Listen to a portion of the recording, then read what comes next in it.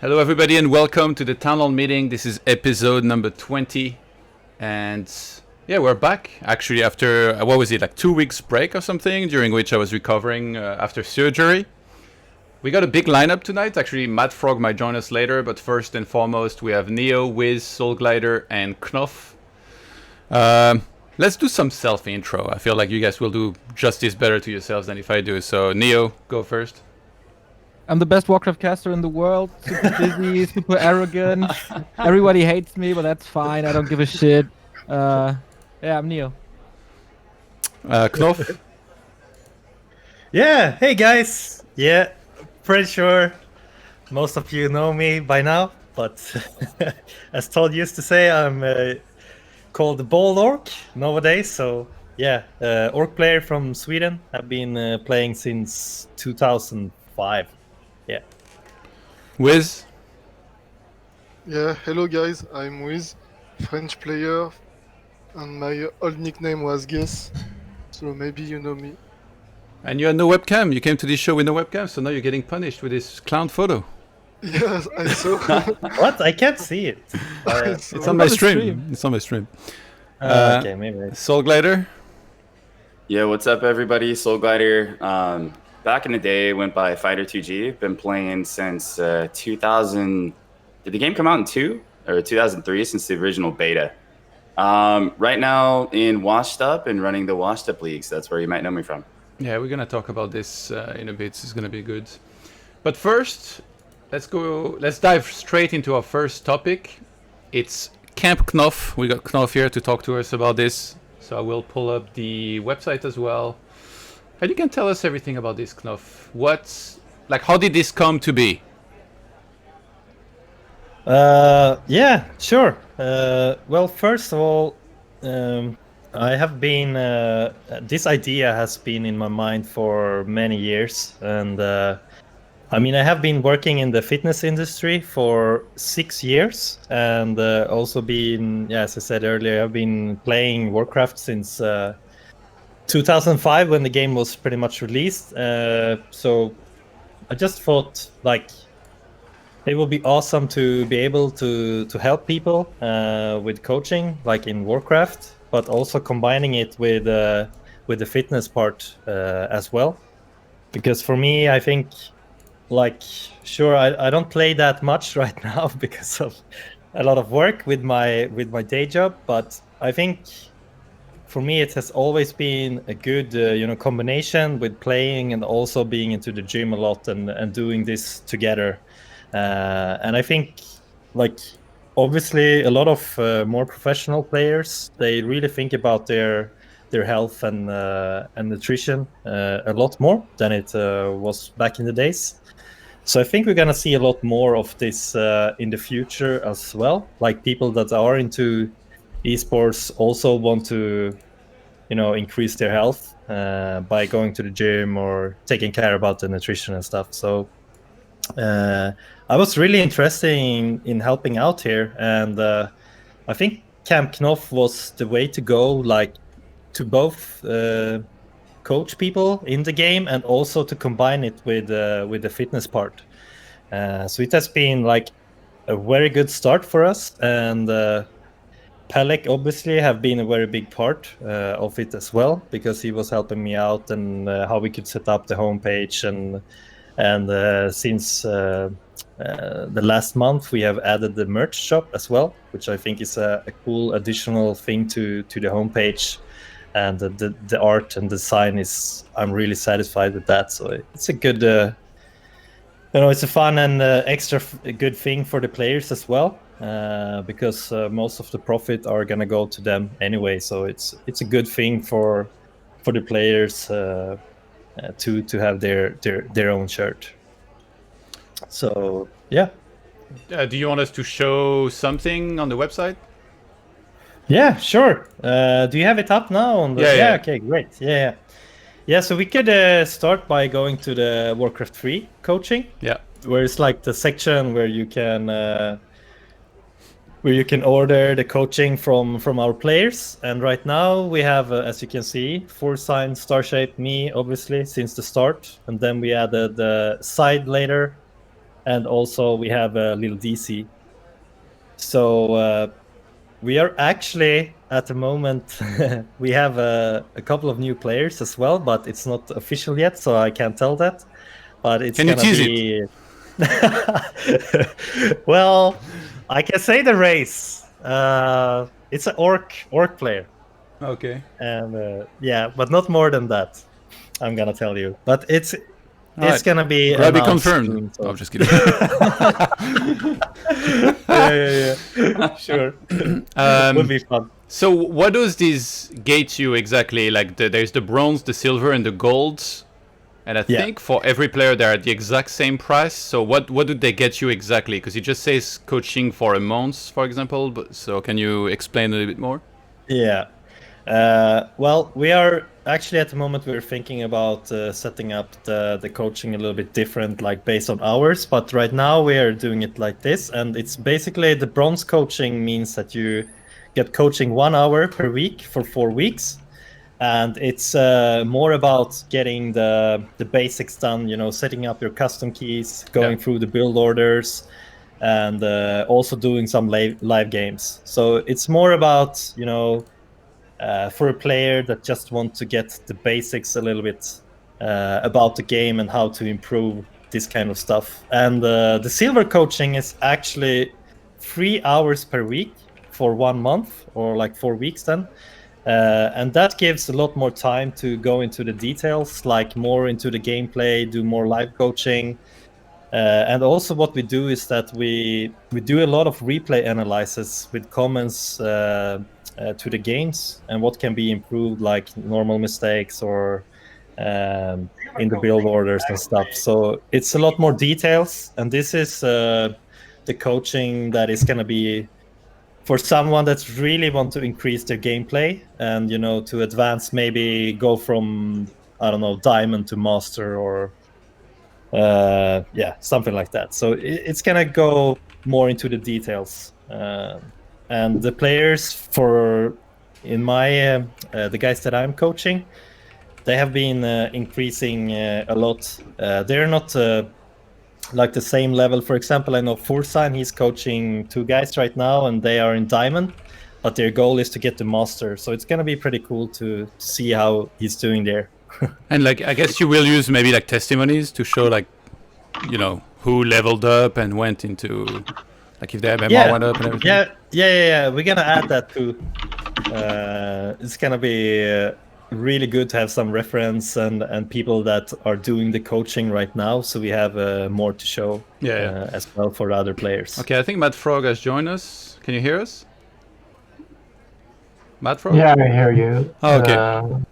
But I'm not with you on video. Yeah. Yeah. I give you a second link. If you open it, you can like open your webcam there and then just mute yourself on that website, and then we'll use that for video. Otherwise, we'll not see you. That's fine. Also, we can just talk. Yeah, right now we're talking about CampTough. Oh, there it is. Okay, let me update that.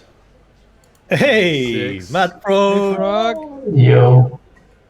How do I mute myself on this page? At the bottom, there's like a mic thing. There. Okay. Yeah.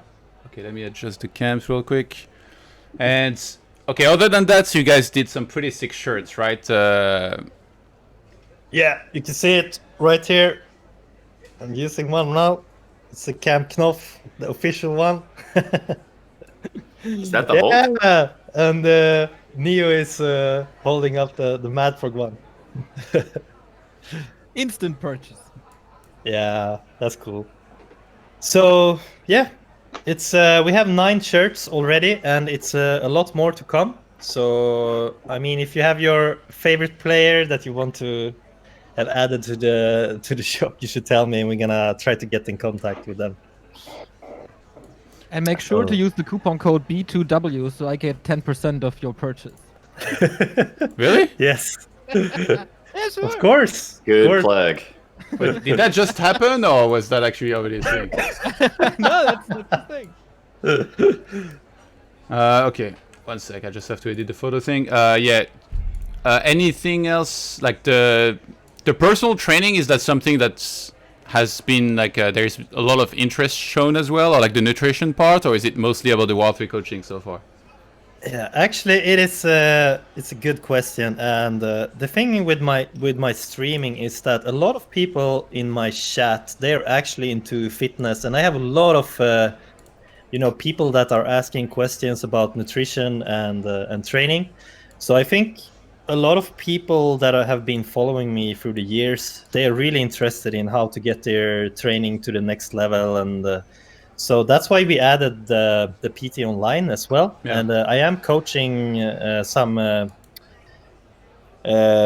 players at the moment as well with their training and nutrition. So, and we also added, like you can see, the Grunt training program and the Blade Master training program. So those are training programs that are very detailed with pictures of me showing the exercise and also Is there like a sets and preview reps. if I click now?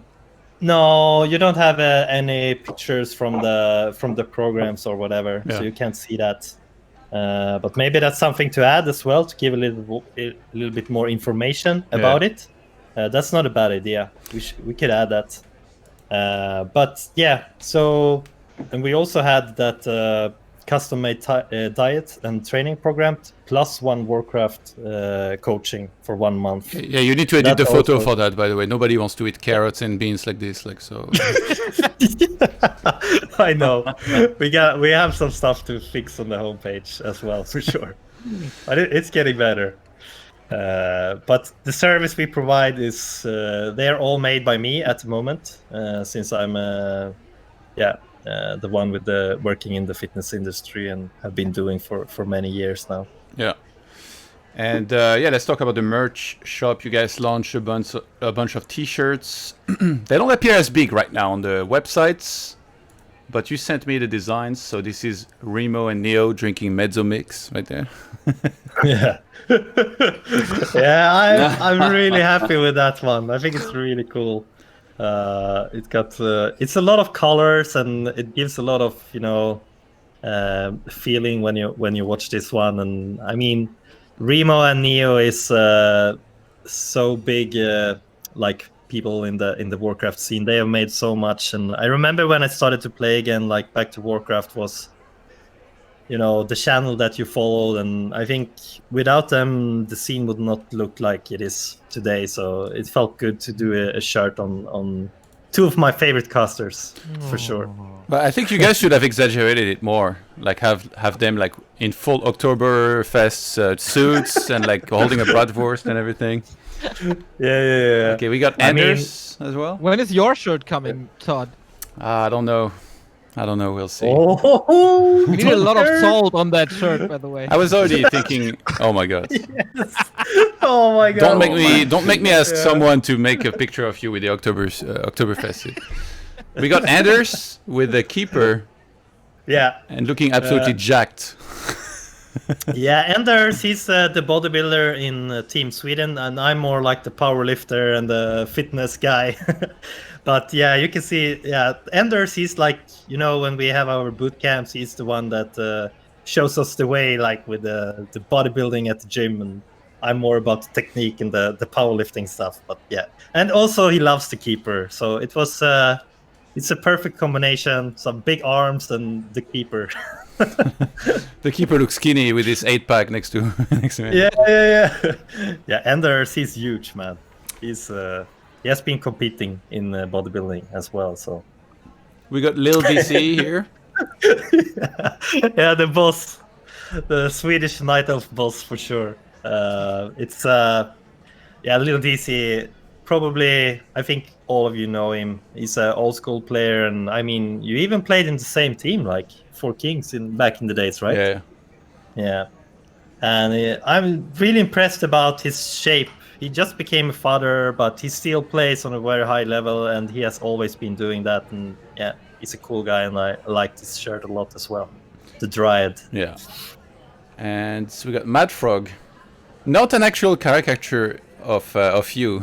with the big frog. How did this come to be? Did you describe exactly what you wanted, MaDFroG, or?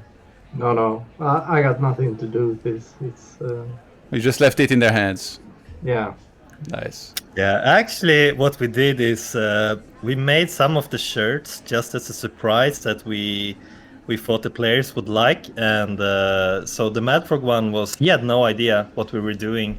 So it's mostly Pelec that have been like the brain behind the designs. So he wanted to have a frog and obviously a gargoyle or what it's supposed to look like. But yeah, this one is it's pretty dope.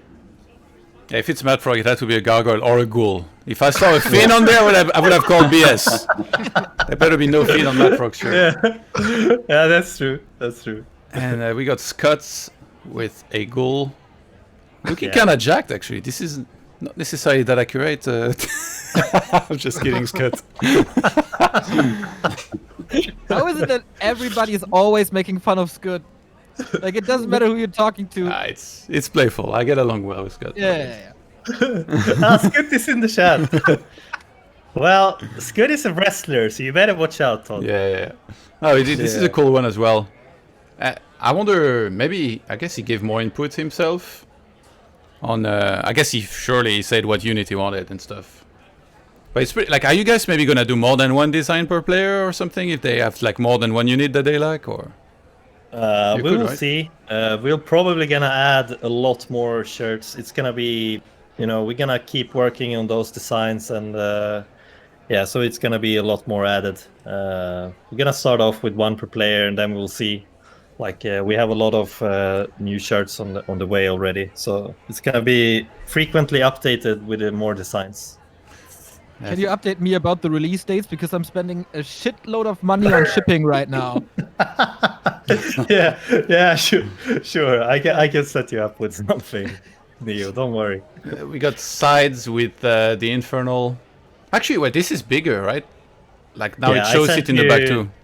Yeah. I sent you some different pictures. Some is for like wallpaper, and some is just a logo that I sent you. So it's a little bit different. I like that you guys use this WCT shirt with the flag. I think that's really cool. Yeah. This one is. Yeah, I love all of them, but yeah, this is like side 100% because he was known for taking back the Dreadlord and doing his infernal stuff. So it's it's a really cool one. He does look pretty evil though on this, I gotta say, Yeah, but like, I mean, if I saw this guy on the undead street, I would, cross the street. But when I see side on his stream, it's pretty chill. Well, imagine the Todd one if you think this one is evil. I mean, I'm evil in both. Thorzain also looks pretty beefy here. Yeah, but Thorzain, he has been adding a lot of weight. Like when we... And apparently steroids too in that photo. I was just sorry? No, nothing. Okay. Yeah, but he bulked up. Like he gained a lot of muscle since last time I saw him. We had the Swedish bootcamp just a few weeks ago, and he's been hitting the gym hard, man. Yeah. He's working as a doctor, and besides that, he's playing Warcraft and going to the gym. So he's training 4 to 5 days a week. So all the players in Sweden loves to go to the gym, I would say. Yeah. That's like something we always do when we meet up for the Swedish boot camps. Is at least 1 or 2 training sessions together. I don't know what is it with Swedes. You guys work out so much. I remember when we went to casting events and like Madelisk and Anders were there. I was like, oh my god, this is ridiculous. And then Madelisk was like, you need to do 100 push-ups today. I'm like, yes sir. Like, all right. Yeah. Let's move on to our next topic. It's gonna be the infamous GLHF GG. And I'm glad that we have MaDFroG here because MaDFroG, I remember you like really didn't like chatting for a long time. Your nickname was Can't Chat, so you have your very special take on this. But you always say GG before you leave. We talked briefly, I think, once in a Twitch chat about how it's important for you that people say that. So I would love to learn about your entire take on the whole thing. Is it important to say GLHF? Is it important to say GG? Do you get offended if somebody doesn't say it? I think I would like to compare it to saying, like when someone says hi to you, then you say hi back. I think it's as simple as that. And when you say GG before you leave, it's like saying goodbye. So yeah, I just think it's polite to do. It's something I grew up with. Everybody was doing it back in StarCraft 1 and World War. And What about Warcraft 3? Was everybody doing it there too? Yeah, in the beginning, and in Korea as well.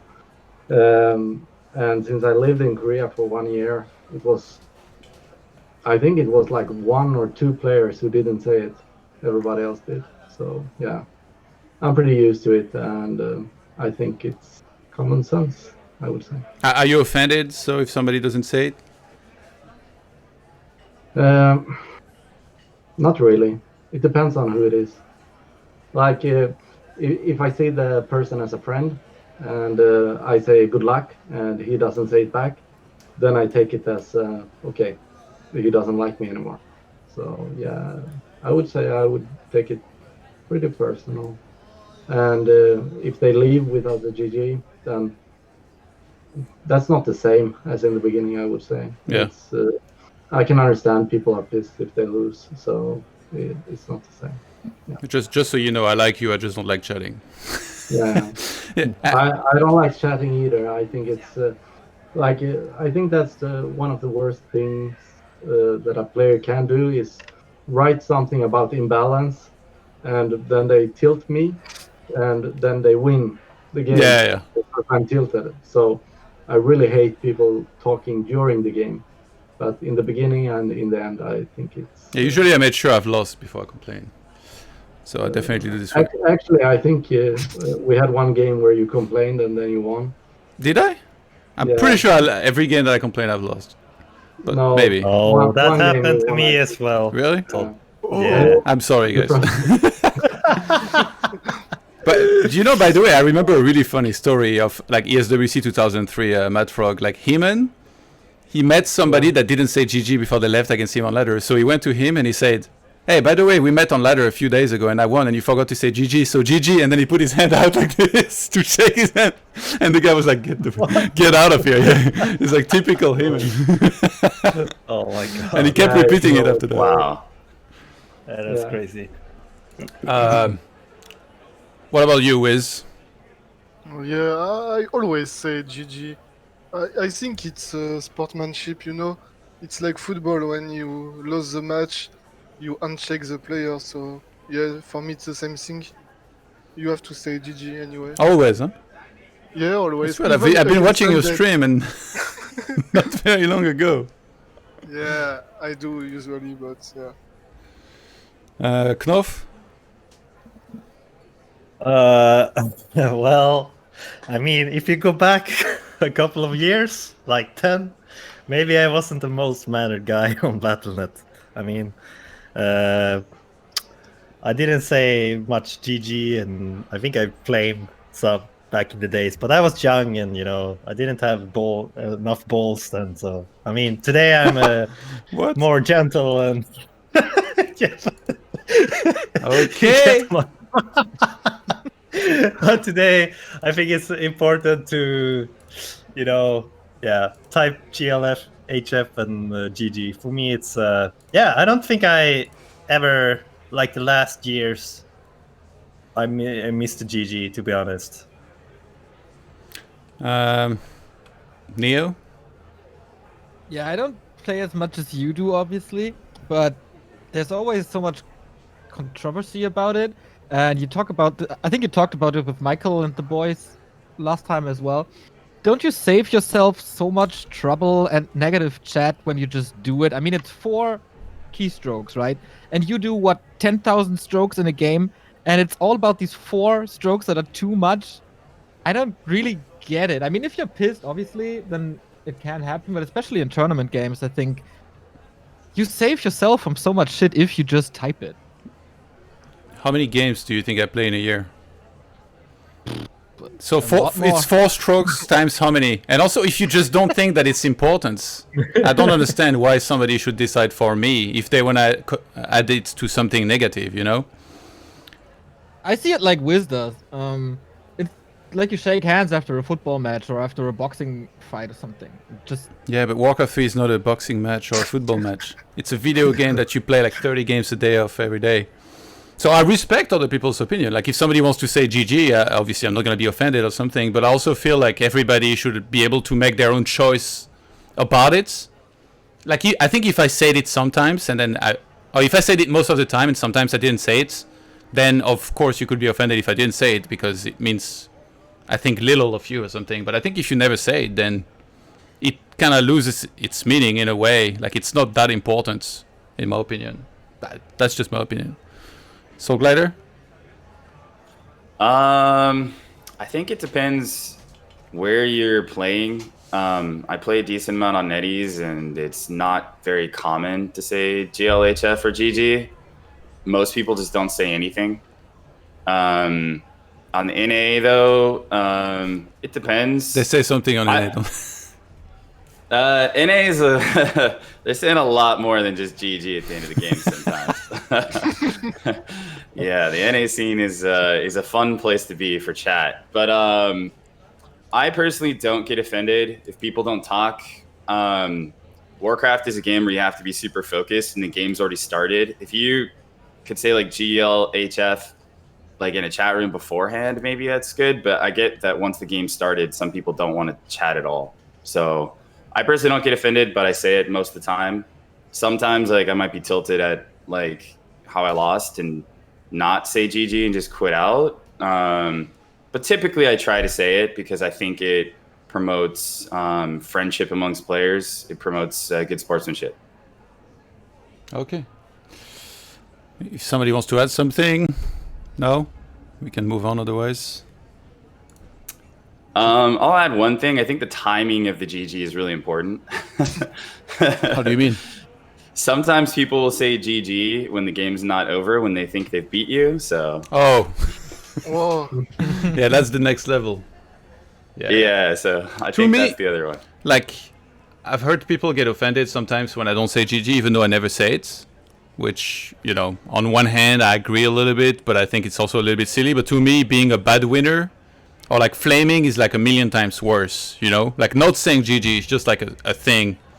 But like, flaming a whole bunch, it's really bad. And I know, like, I've done it too sometimes, but it's pretty shitty, you know? Like, I always try, like, my best not to do it again. I apologize, but... Yeah. I feel like too many people... Like, this is also my problem with GG, is that there's a lot of people that say GG... But next to it, they act like complete pieces of shit. So this tells me, like, I don't want to be one of those guys. Like, anyway, that's just, yeah, we're going off track. Next topic. Cups and tournament news. So there is like, yeah, we didn't have a town hall in a while. So there is like some past cups, I guess, that we can talk about that finished recently. There's going to be the most recent ones. And we also talk at the end about the ones that are coming up. I think KnOff, by the way, you only have 1 hour, right?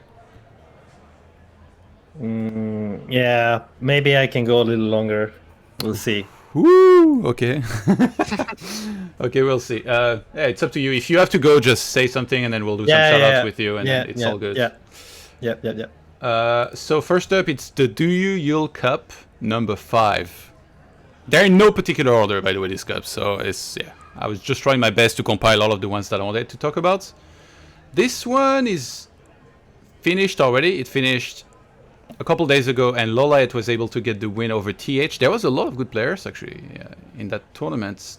There was no Infi from what I see, but looks like it's kind of weird to see Night Elf do well in this, because, you know, a lot of people are saying that Night Elf is having a rough patch, and then, like, one of the cup finals is Moon against Lolite, and then Lolite wins this one. Did you guys get to follow this, and what did you think, Wiz? Yeah, but Human also second with TH, so I don't know, to be honest. 120 lost against Loliet, so yeah. But he played like shit.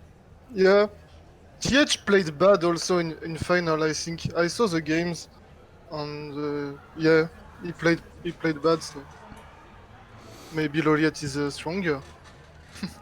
MaDFroG, do you catch any of these tournaments? No, I didn't see any games. But do you follow tournaments a lot, or do you focus mostly on your games and stream? It's like, I don't have that much time, so when I got time, I play. Yeah. That's pretty much it. Sometimes I can watch it like before I go to bed.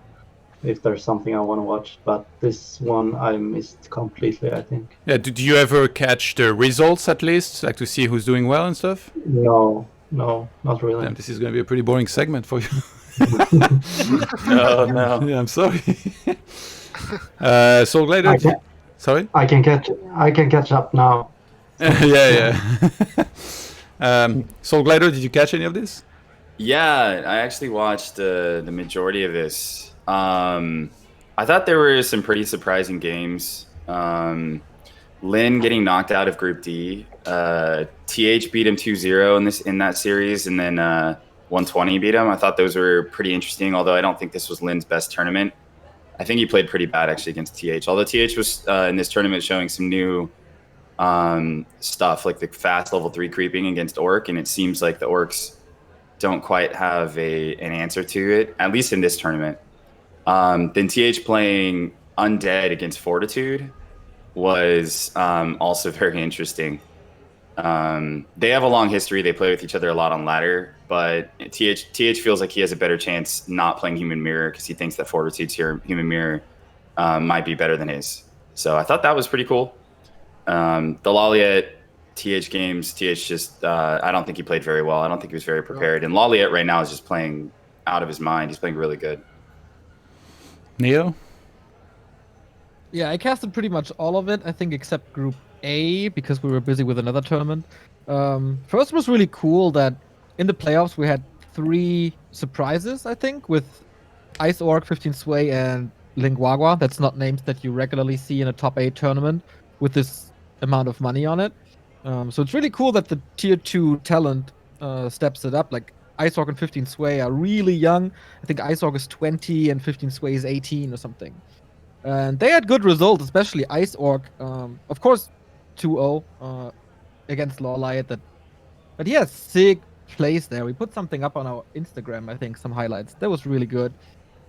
Lin eliminated. Yeah, I think so too. He didn't play like world champion Lin. There was a little day off. But his win streak versus Human is over now. He was undefeated since August against Human. Now that curse is lifted by TH. That was pretty cool.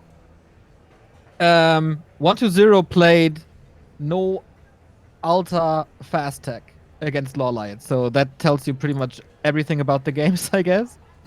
Like what kind of build is that? I don't know if there's some undead experts who can tell me if that's actually a thing or if this was just pure trolling. It's the kind of build that if he pulled it off, we'd be calling him a genius, though. But it True. didn't work. He survived longer than we thought, but it seems like there's no real benefit from this build. Just played it for the sake of it, I think. Yeah. And I was being laughed at last time when I said that on the very pro level, Night Elf looks really good, and now Moon and Lawlight are winning a shitload. It's just these two. Obviously. I don't think you were being laughed at. It was more Kevin in the chat was cringing because he's convinced that Night Elf sucks. So I also want to mention that last time I was on, I said Night Elf was the best race, and no one agreed with me.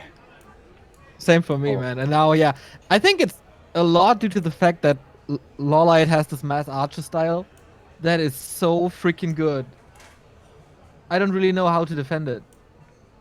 Like you start with the keeper, and then you go to tier 3, you get marksmanship, you get all the 3 upgrades, you get double orb, Naga Potom or something, and then you just destroy. Yeah, TH didn't know how to defend it either, apparently. Yeah. Even though it's in that word, defense. Yeah. The Back to Warcraft Weekly number 9. So that was last Saturday, right? 27? Yeah. What? 2 French in the finals. Yeah. We're taking over. The Swedes are not playing, you lazy fucks. And actually, yeah, with this, I want to talk about the participation of players in this tournament. It's been going down in both the Back to Warcraft Weekly and the ESL Open Cup. I got the numbers. Let me pull them up. So in Back to Warcraft Weekly, there was 45 players. And in the Open Cup 22, there was 45 players, of which 37 checked in. So first of all, if you're one of the 8 that didn't check in, what the fuck are you doing with your life? Get like a clock or something. This is ridiculous. Yeah, but there were previous worlds, you know. Yeah, but then don't sign up in the first place. Anyway. Yeah. But also, yeah, I think it's sad to see that there is less and less players. There was a point where we were almost at 200 players in the Back to Warcraft Weekly and in the Open Cup, like every weekend, and I know it's just gone way down as of late. To what do you attribute this, Neo? It's a mix of a lot of things, I guess.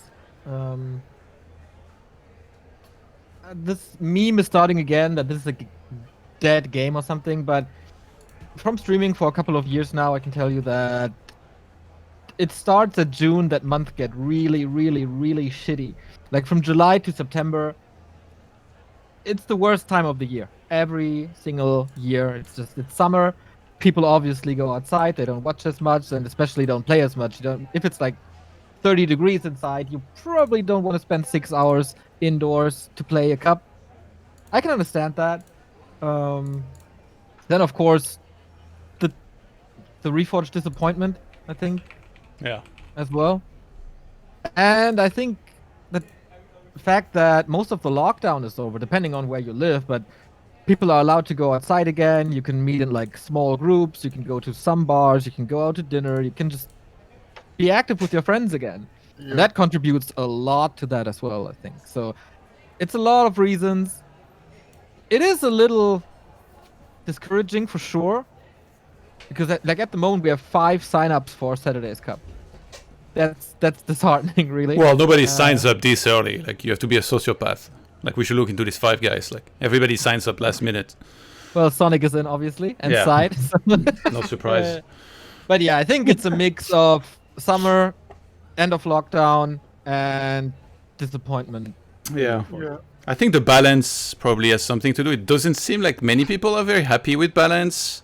Yeah. Like the Sunday Cup, I mean, only first place gets money and Happy is playing in all of them. That's like, it kind of feels discouraging sometimes for sure to play in this too, right? Like, the Back to Warcraft Weekly is much more motivating for me to think about like potentially playing. I don't know. MaDFroG, you played in some of these. You knocked me out of an ESL Cup, man. What's going on? You don't play them anymore, or? I don't have the time. I got a deal with my girlfriend that I take care of the son during the morning. Yeah. Like, wake up with him, and then I stream my hours, and then we spend the day together. So usually during the evenings I don't play. Sometimes I do. But Can't you tell him grab a seat and watch how real men play video games? not yet. Soon, Yeah. soon. KnOff? Yeah, I think it's the same reason for MaDFroG, like more about private life, and for me, I did start my own company in the fitness industry last year, and it has been a lot more work than I expected, and also obviously now when I started KnOff as well, it's not like I have less work to do. But I really enjoyed the cups, and when I did play them, it has been a great experience. And for me, I just wish that I had the time to do it, really, because normally Saturdays like my days off, and yeah, then I'm going out to see some friends or whatever. But yeah, it would be different if I had more time really for Warcraft, because I really am in a situation right now where I want to do everything to be able to play more and stream more. So obviously playing cups would be a big thing for me as well to, improve as a streamer too. I think it's a good thing to do. Like for you, example, Todd, you did a good job there. I remember when you played ESL Cups and stuff, and I think it's really cool to see some bigger players, streamers doing these cups as well. So I hope for the rest of the year, maybe from September, October, if we still have the cups, that I can attend more. Neo, do you see anything that could be done in order to try and raise those numbers of participants? So for the past couple of weeks, I think we did a super bad job at promoting. Like, we barely did anything. We just relied on the fact that people know. After some weeks where we had no cups because of WGL, So that is totally on my part. So I hope we can change that and do a little more promo, spread it across some Discords, put it on our socials more. That will hopefully help. And then, what more can I do, really? If someone has an idea, please tell me. What I hear a lot recently is get rid of the elo barrier. And I think that's horribly wrong because I want to play, like to have more players to show their skills. Yeah. What if we lift that barrier? Then of maybe 5 players are in, like 5 more players are in. But how many more players are not signing up if Happy is playing, if Foggy or Blade is playing? Yeah, Because they have yeah. no chance at all. It seems like no difference, at least last weekend. It was 45 and 45. Or about. I guess there was 8 less because those guys forgot to check in or whatever. But yeah, it's just kind of sad to see the numbers dwindling. Like you said, could be many reasons. People can go outside again. Like maybe unhappy with many like balance. I think the main reason is Happy, to be honest. Then why does the Back to Warcraft Weekly at 45 then? Yeah. It should have 150, 125. I don't know. There were another tournament meanwhile, so yeah. That's true, yeah. Which doesn't happen super often. I guess we'll see in the coming weekends better if like that's, you know, a trend that is just this way, or if maybe we see more attendance.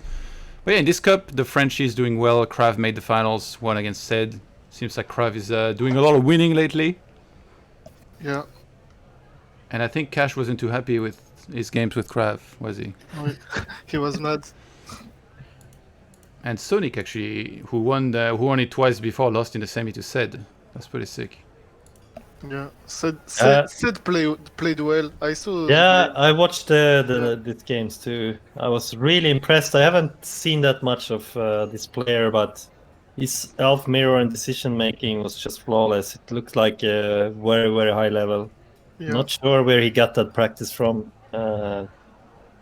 It's from Pad Ladder against any other elf, because I mean Sonic is really strong in elf mirror normally, so it's really impressive, I think. What do you think of the games, Neo? It was real fun. Like when we started Sonic vs. Sad, it was like, okay, this is now Davai Mirror, because Sad has a very entertaining playstyle as well, and Craft just keeps on improving. I mean, of course, we're going to talk about the Crypt Lord later. That's a very, like a very obvious thing that I definitely will agree with. But Craft is playing him really, really well, and he keeps on improving. Like in the first few weeks, we said, okay, his multitasking could be better. He could be arresting here or scout here with the beetles, or just use the beetles more efficiently. His impales could be better, yada yada yada. But every week, Krav is doing something better, and yeah, that's real cool improvement by him. So I love to follow Krav. Like we will talk about France vs. the World, and his Twitter game is pretty good as well. Like Krav is turning into one of my favorite European players. Okay, let's go into the next one. Yeah, the ESL Open Cup 22. I want to add one thing. For the Back to Warcraft Cups, you can go into the overview maybe. Because it's something I'm really proud of, is that we had 9 cups now and we have 8 different winners. And we have so many fresh finals. Because that was the biggest complaint about the ESL Cup, right? It's always the same winner, always the same finals. And this is almost every week a fresh final. Oh, wow. And this is amazing. Wow. Yeah. Yeah, not that much human success. Well, you are allowed to play it now, so yeah. feel free to get the title back. Yeah, that's true. Not Sonic is the only repeat winner. Yeah. Yeah. That's pretty sick.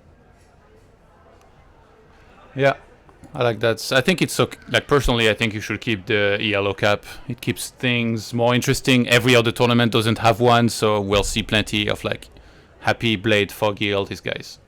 Yeah. Speaking of which, the ESL Open Cup number 22, where Happy made the finals against Blades, and it seems like Blades is cementing his position as like best human in Europe more and more with all of these tournaments over Hawk. It's like super solid. Krav with another big performance, made the semis, then lost to Happy, and yeah, Blade beating Hawk. Nice grid.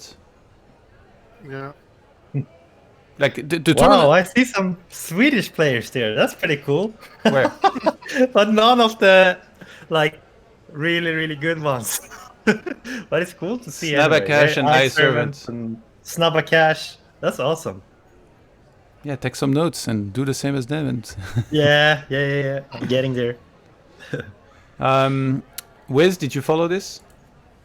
I don't. Yeah, I saw Happy against Blade in final, and I saw Happy against Krav. Krav almost won a game, I think, against Happy. Yeah. But yeah, he lost at the end, like always against Happy. Oh. Yeah. But he did well. I think Krav can soon win some games against Happy, to be honest. But we will see. And then in final, Blade just lost. Yeah. MaDFroG, do you ever catch these games for inspiration? You said you don't have much time, but like, is it something that you think can help your game if you like load up one of these VODs? You know, Back to Warcraft, they post them pretty much instantly on their YouTube, and then you just like fast forward through the game, see what Happy did, and find some inspiration. No. Okay.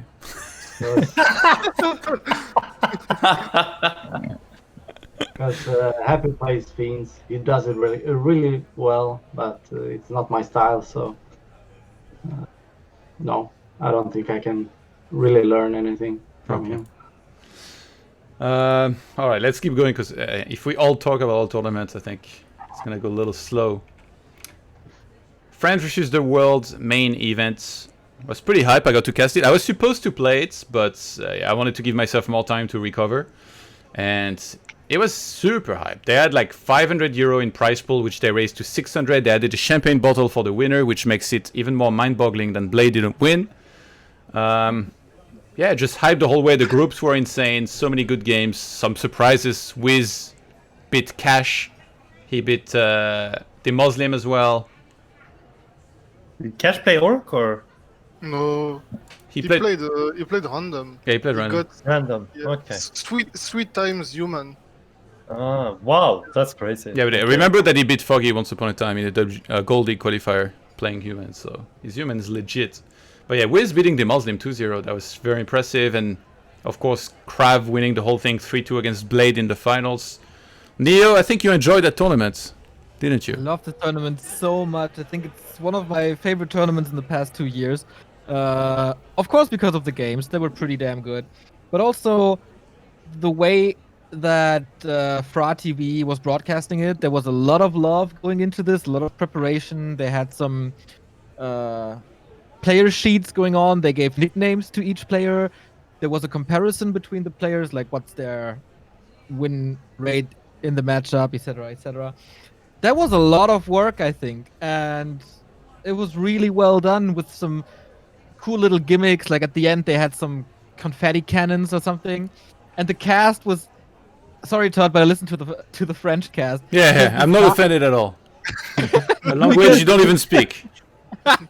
Because this Dahaha guy was going batshit crazy, like the old gaming StarCraft casters when France is playing during what's it called, Nation Wars. Like they were cheering so hard for Krav, and it was really cool to see. There was so much work going into it, so much preparation, so much professionalism, and then the over-the-top casting with so much heart and passion. Ooh. They did an amazing job in this tournament. Wiz, what was your experience like? It was great, and yeah. You weren't I even think- supposed to play, I think. You got picked by the sponsor Yeah. as like an yeah, invite. I lost against Kyoko in the qualifier, so yeah. Yeah, because you played But, random and got human, so yeah, that was a death loss right there. yeah. But what do you attribute your great performance to? Because I don't think too many people would have expected you to make top 4. And now you you lost to Death Note first match, and then after that you went on a tear. You beat TGW, you beat Cash, you beat the Muslim, and then finally Yeah. Blade stopped you, and then you lost to Hitman for the 3rd place. 2-1 against Hitman. So- Yeah, I think I trained a lot, and yeah, you give me some advice also. So yeah, I stepped up, I guess, during the tournament. But Blade is too good, I think, for me still, and Hitman is ahead also. So yeah, I'm happy. Anyway, Soulglider, did you catch any of this? Yeah, I watched a lot of it. Pretty entertaining tournament for sure. I agree with Neo. It's one of my favorite tournaments that I've been watching in the last few months. On the French stream too, or? I watched the English stream, unfortunately. Nice. Thank you. Yeah, it was pretty fun. You guys had a lot of trolley stuff going on, which is cool. I thought it was really awesome seeing Hitman go really far in one of these tournaments. I thought he had a good chance against Krav, but those games were a little rough for him. But the 2-0 against Foggy was like Yeah. pretty amazing. That was really sick games. yeah. So it's really cool seeing him go that far. And then we had another North American player, obviously, Kiwikaki, that made the top 8. So, you know, representing America and North American scene, I like to see that some of these players are out there and competing with you guys on the European scene. So that was really fun for us. MaDFroG, you catch any of this? Yeah, I saw Crab's games versus Hitman and versus Blade. That's all I saw, What, pretty much. what did you think? I think. What do I think? I think Hitman was like too aggressive. He lost his Blade Monster, right? Yeah. He didn't play that great against Crab. And I think sometimes it's frustration, like you think the Crypt Lord is too strong, so you try too hard to counter it, and then it backfires. And the games versus Blade, on Echo Isles, Blade played so solid. And it was a perfect push with the proxy workshop. And then he didn't do any of that in the rest of the games. It felt like that's what you should be doing against the Crypt Lord. And then he didn't try it again. So I was kind of surprised. It only happened one game. Yeah. Yeah. KnOff? Yeah, I didn't catch many of those games, sadly. So maybe I should catch up with some of the orc plays. Yeah. You have to on see. TV. You have to see Hitman game against Foggy. Yeah. that Yeah, was okay. Thank Super you. impressive. Yeah, I need to. Yeah. Yeah, cool. All Is right. it standard straight up or? Yeah, the Yeah. standard. Yeah, he Yeah. played very, very well. I didn't expect Cool. Hitman to be that good against Elf, Yeah. to be honest. Yeah. Okay. Washed Up League Season 1. Woo! Here we go. Honestly, I think it's better I'll let you talk about this. So what is Washed Up League exactly? So Washed Up is like the clan I'm in right now. It's basically mostly for people over 30 that used to play the game a long time ago and aren't as good anymore. So like me. Slash never were that good. But and then we just decided to start a league because there's not really that much going on in NA right now, especially for the average player. So we wanted something that was kind of open for everybody, and the format's a little different than most other leagues. It's there's round robin, but we separate groups based on MMR on the War 3 Champions ladder. So we have players that are at like 1,000 MMR in the league, and so this Wikipedia is just showing the top 2 groups. So we did actually end up getting the majority of the top NA and ANZ players to join the league also. But if you go to the challenge page, we have 7 different divisions. So there's 56 players that actually end up signing up for it. Where is that? Oh, challenge. Yeah. Yeah. So at the top, there's like registration. There's a challenge link. You can go there and see. Is that where I am now? what's actually. Yeah, that's where you're at right now. So if you scroll down, there's 7 different groups. Damn, NA is out passioning Europe? Is that what's going on here? Yeah, man. Sick work. This was a lot of work to put together. So quick shout out to my team members, So Sorry Man and Sheer. We've put in a lot of hours and a lot of marketing. We've just done a lot of outreach in all the different NA Discord servers to make sure we get everyone signed up. We message everybody individually. to make sure they actually come to their games. Wow. But yeah, we really think that people want to play, but like a lot of people are just a little too frustrated, and Dust League doesn't give a lot of people opportunity to show their skill. So we're streaming on Wednesdays and Thursdays, and we stream lower division stuff as well as at 6 p.m. Pacific time. So that's like 9 p.m. Eastern. I'm not sure what that is, CET. What's the link? We're streaming on twitch.tv/So Sorry Man. So Sorry Man, okay. Yeah, we haven't set up like an official like Washed Up League stream yet. We weren't sure how big this was going to be. We thought we might get lucky if we got 16 signups, and then we got 56. So the other thing is there's no specific time most people have to play, because I know a lot of people are a little bit older. People have, jobs and families and whatnot. So most games you schedule with your opponent anytime throughout the week. So you have 2 matches per week, and it's going to run for a month. But then we try to pick out games that we want to stream, and we contact those players ahead of time and see if they have time to join the stream. And so that's how we've decided to run it. And so far, we're 2 weeks in. We're going again in 5 hours from now. Yeah. Why is Thunder in there exactly? So this was a mix-up. It should have been Remind, but so Thunder has joined an ANZ team, ZE, along with Remind. So we had assumed that he also lived in Australia. So we actually asked for his contact from one of the guys on the team, and we said, hey, can you get either Remind or Thunder to join, because we want some competition for Hitman in the top bracket. And they got Thunder to join, and we just assumed that he was, so residency's fine as long as anyone is, resided outside of Europe, outside of China, outside of Korea, then they can join. We have a guy from South Africa. We've got a guy from Libya. Where does Thunder live? He lives in Korea, no?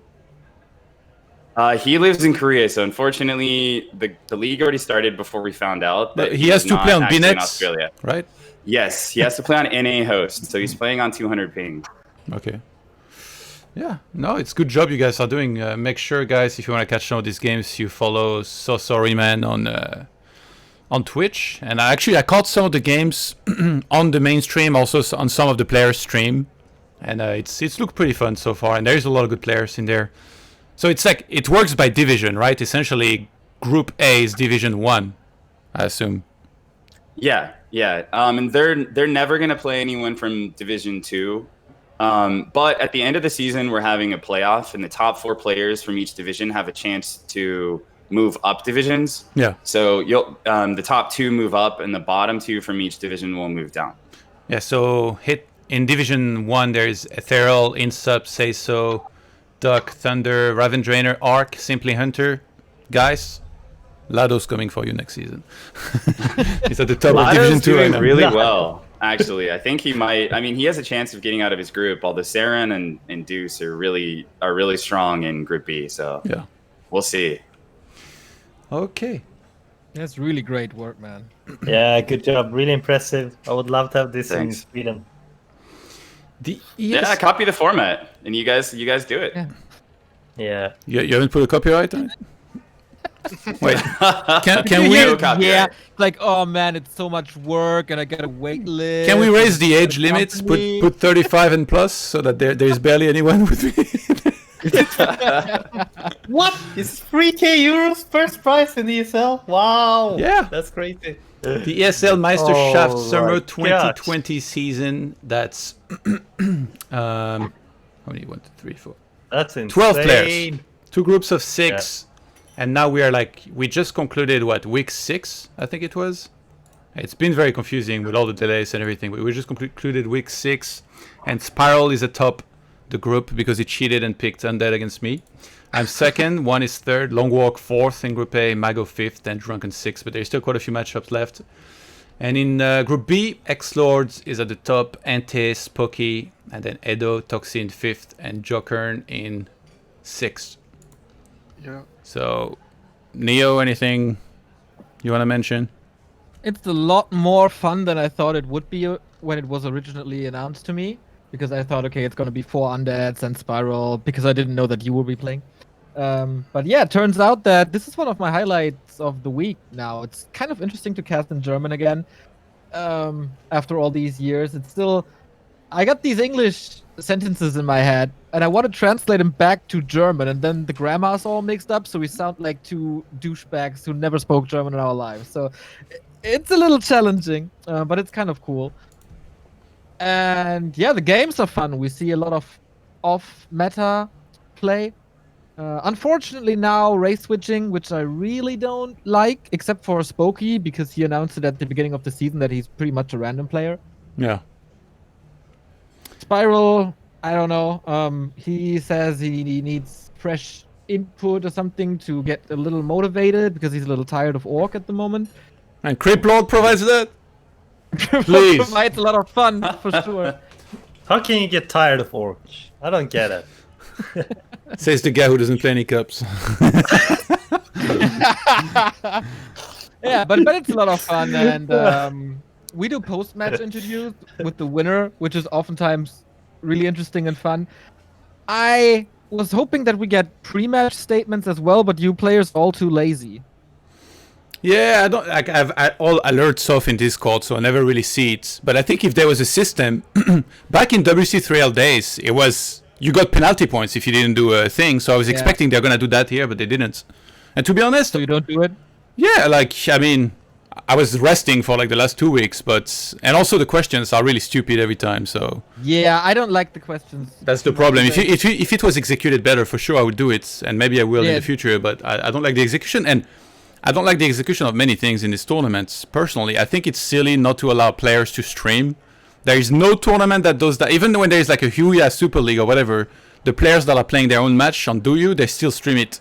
They just cannot stream maybe the matches from the other players, you know? So I really think it's silly. Like, I don't want to cast every game. I just want to stream my own games. I think it would be so much better if we were allowed to. It would bring more eyes to the tournament. I don't think it would take anything away from the mainstream. So I really I'm not a big fan of that. There is almost no tournament that does that. It's maybe the only one that I can think of. And I don't like it. And I think the rules about race switching should be improved as well. Like for 2 weeks, I was brainstorming how to play against Spiral's Orc. I watched a bunch of replays, and then he picks Undead. I learned about it like 10 minutes before the match. Like, how do you want me to prepare anything? I was totally not prepared. So I wish they would like make it so that people have to say in advance. I really don't like not being able to prepare for an important league match like this. KnOff, did you follow this tournament? Not much, to be honest. Just didn't have the time. So yeah, and this is normally when I stream myself this hour, so that's why I missed most of the games. But it's gonna be cool to watch the finals for it, for sure. Yeah, initially everybody was picturing something to happen offline for the finals, but pretty sure it's going to be online. Yeah. All right, let's have a look what we have next. Dust League.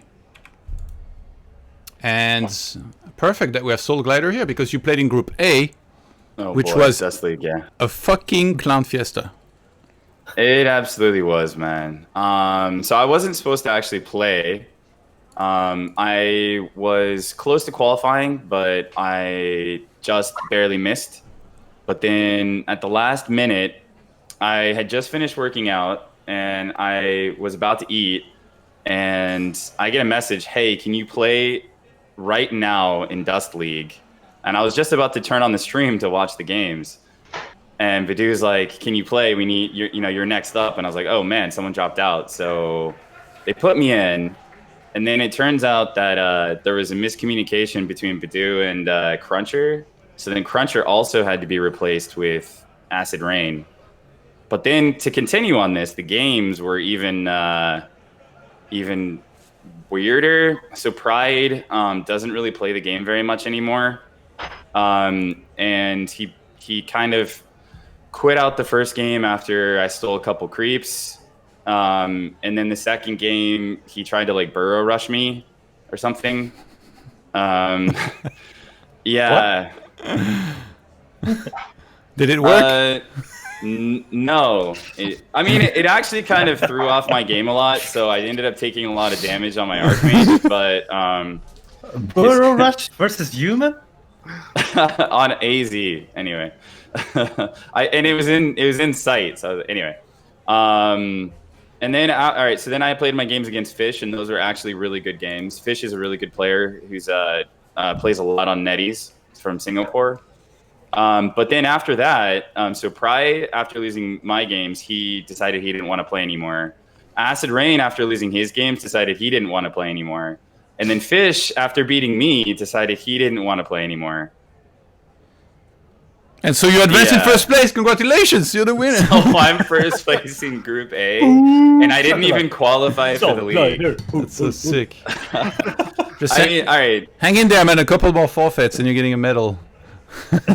Yeah, so the craziest thing is top 8 are guaranteed in the next season. I mean, honestly, I'm not quite top 8 material for NA yet. NA actually has top 8 players are really good.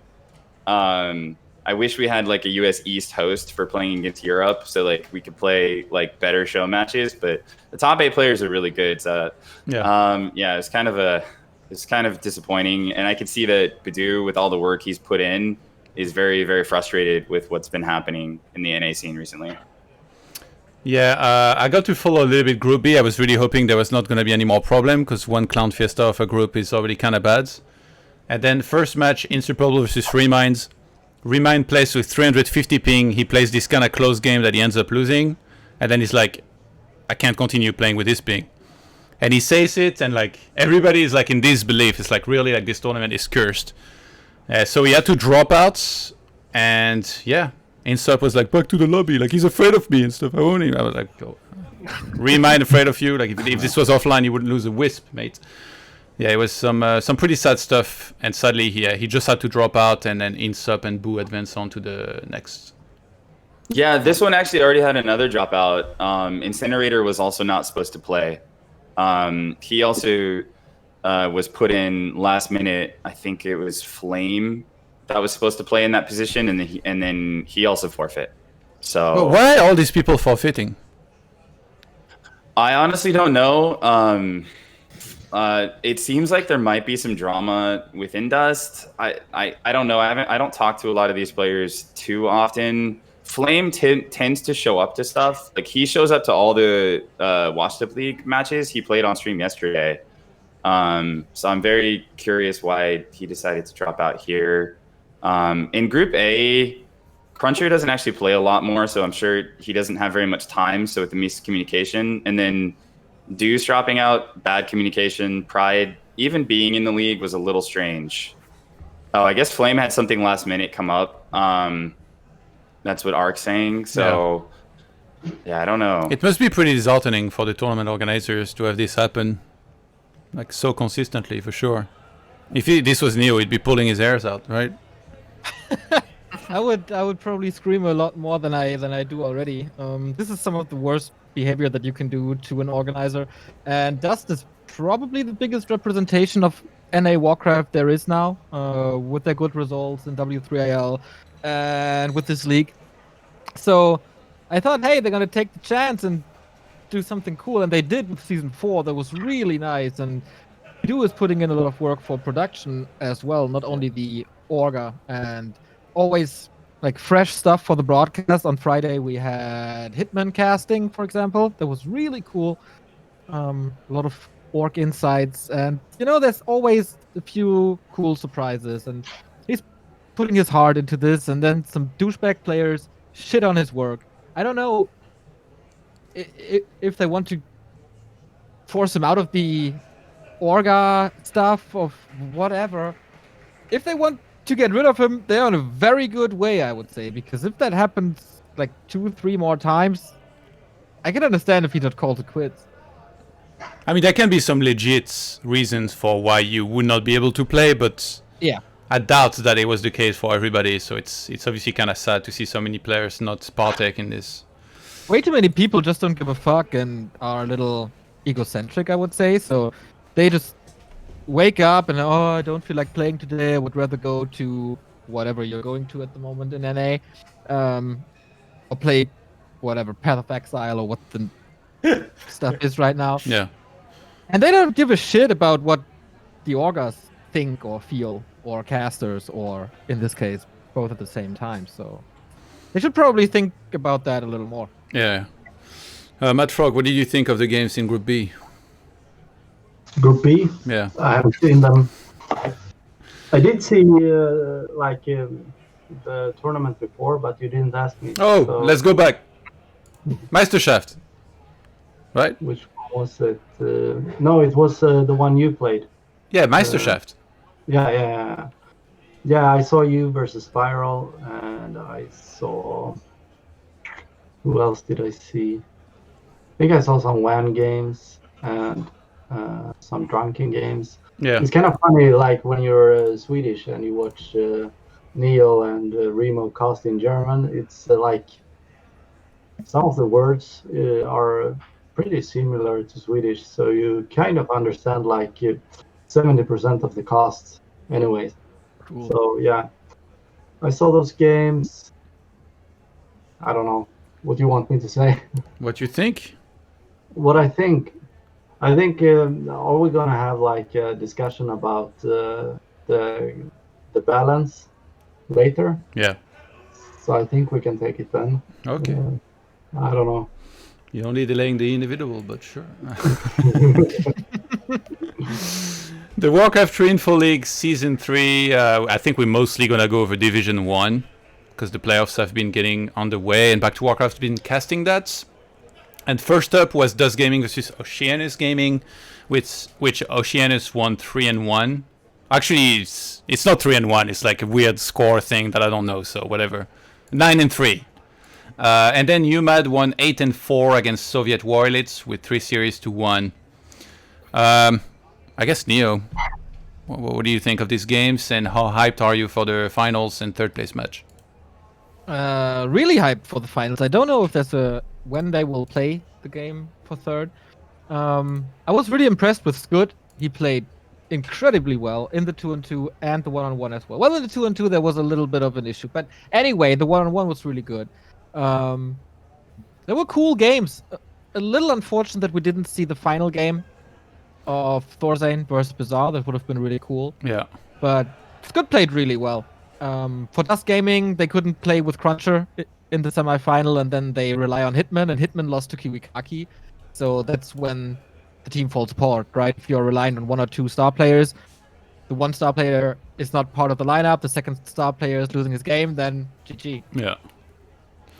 So I hope we're going to see a final with the very best lineups and the very best performances. It's scheduled, the finals? Super hyped. Sunday, 5 p.m. Okay, so this is accurate. July 5th, 5 p.m. Yeah. Oh, that's going to be sick. And then it says the same time and dates for the third place match, but I don't know if that's actually going to be the case. Probably not. I don't think they would want them to overlap. Yeah, I think this is still to be scheduled. KnOff, where were you? You're not even in the lineup in this. Come on, man. You got to stop doing supersets during Clone Wars. What the fuck, man? Your biceps are already big enough. Actually, I was I'm seeing a girl now, so that's Oh my god, dude. Rose before Yeah, hoes, I know, man. I know. You don't wanna hear how many times I heard this from Scud. Yeah, so I really wanted to play, but I couldn't make it this time. Yeah. Unfortunate. But hopefully for the third place against Dust, I will be able to play. Just find a way, man. Yeah, Tell her there's this sick hot yoga class. Go check it out, and then you're like, "Ooh, I got 2 hours to win the best of 3. I wanted to play against Sheik, actually. Yeah. That was the plan. But yeah, next time maybe. Okay. MaDFroG, any chance we see you in this, MaDFroG? No. Thank you.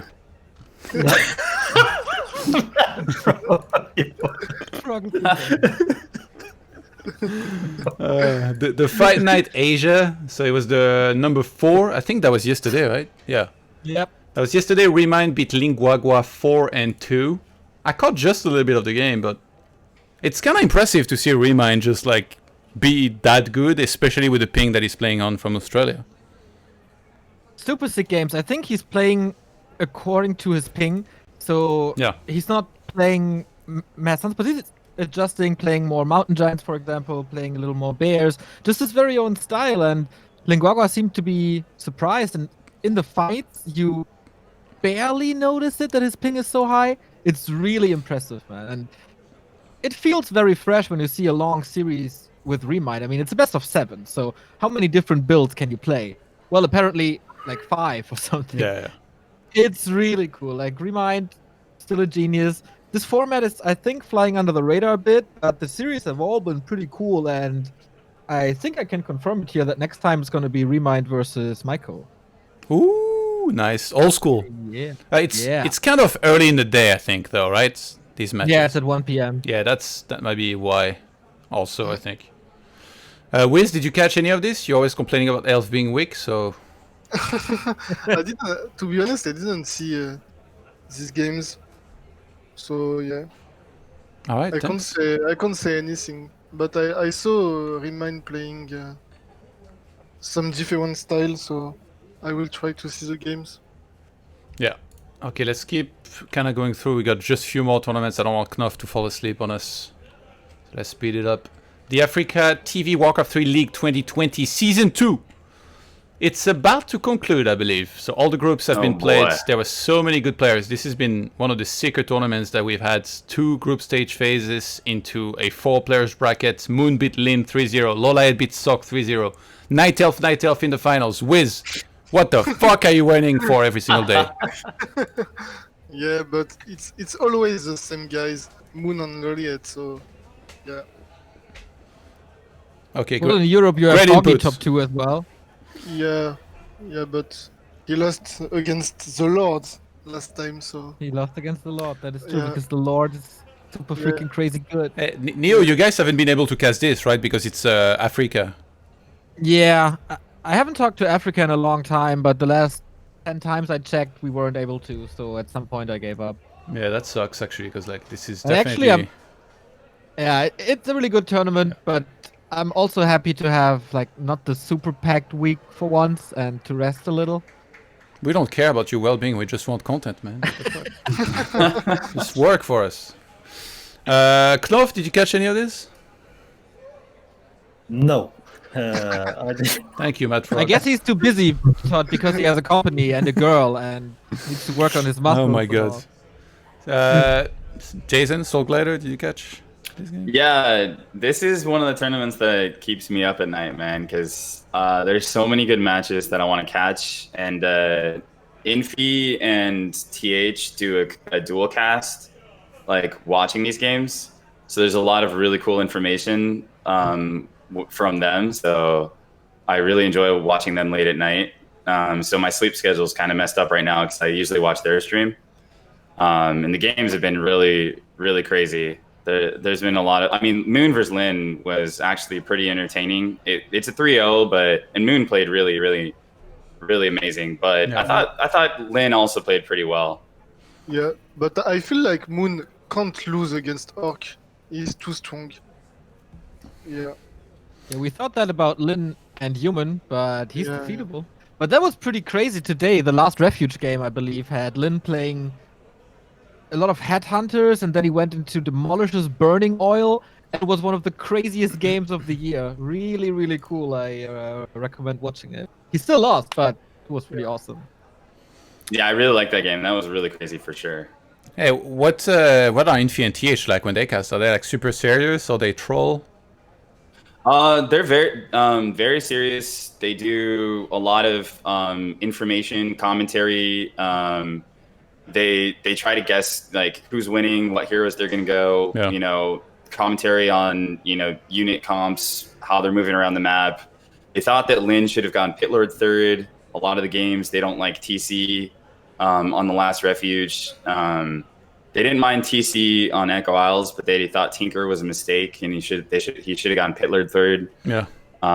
They're pretty awesome. They joke around with each other a lot on stream also, but it's like the best information you can get when the two of them cast. Sometimes they bring Ted on as well, and then the three of them will talk together. Yeah. All right, let's see what do we have next. ESL Pro Series ANZ Summer 2020 Season 2. So After the first one concluded, I guess the second season is on the way. It's just 4 groups into a 8 players bracket, and Moonglade and Sweet advanced Seiso and Dirtbag.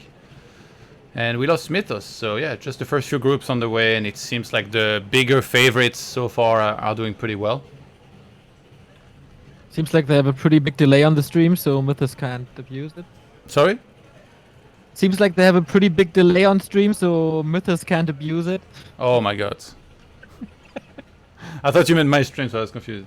No. Yeah, poor Mythos. This is gonna follow him forever, isn't it?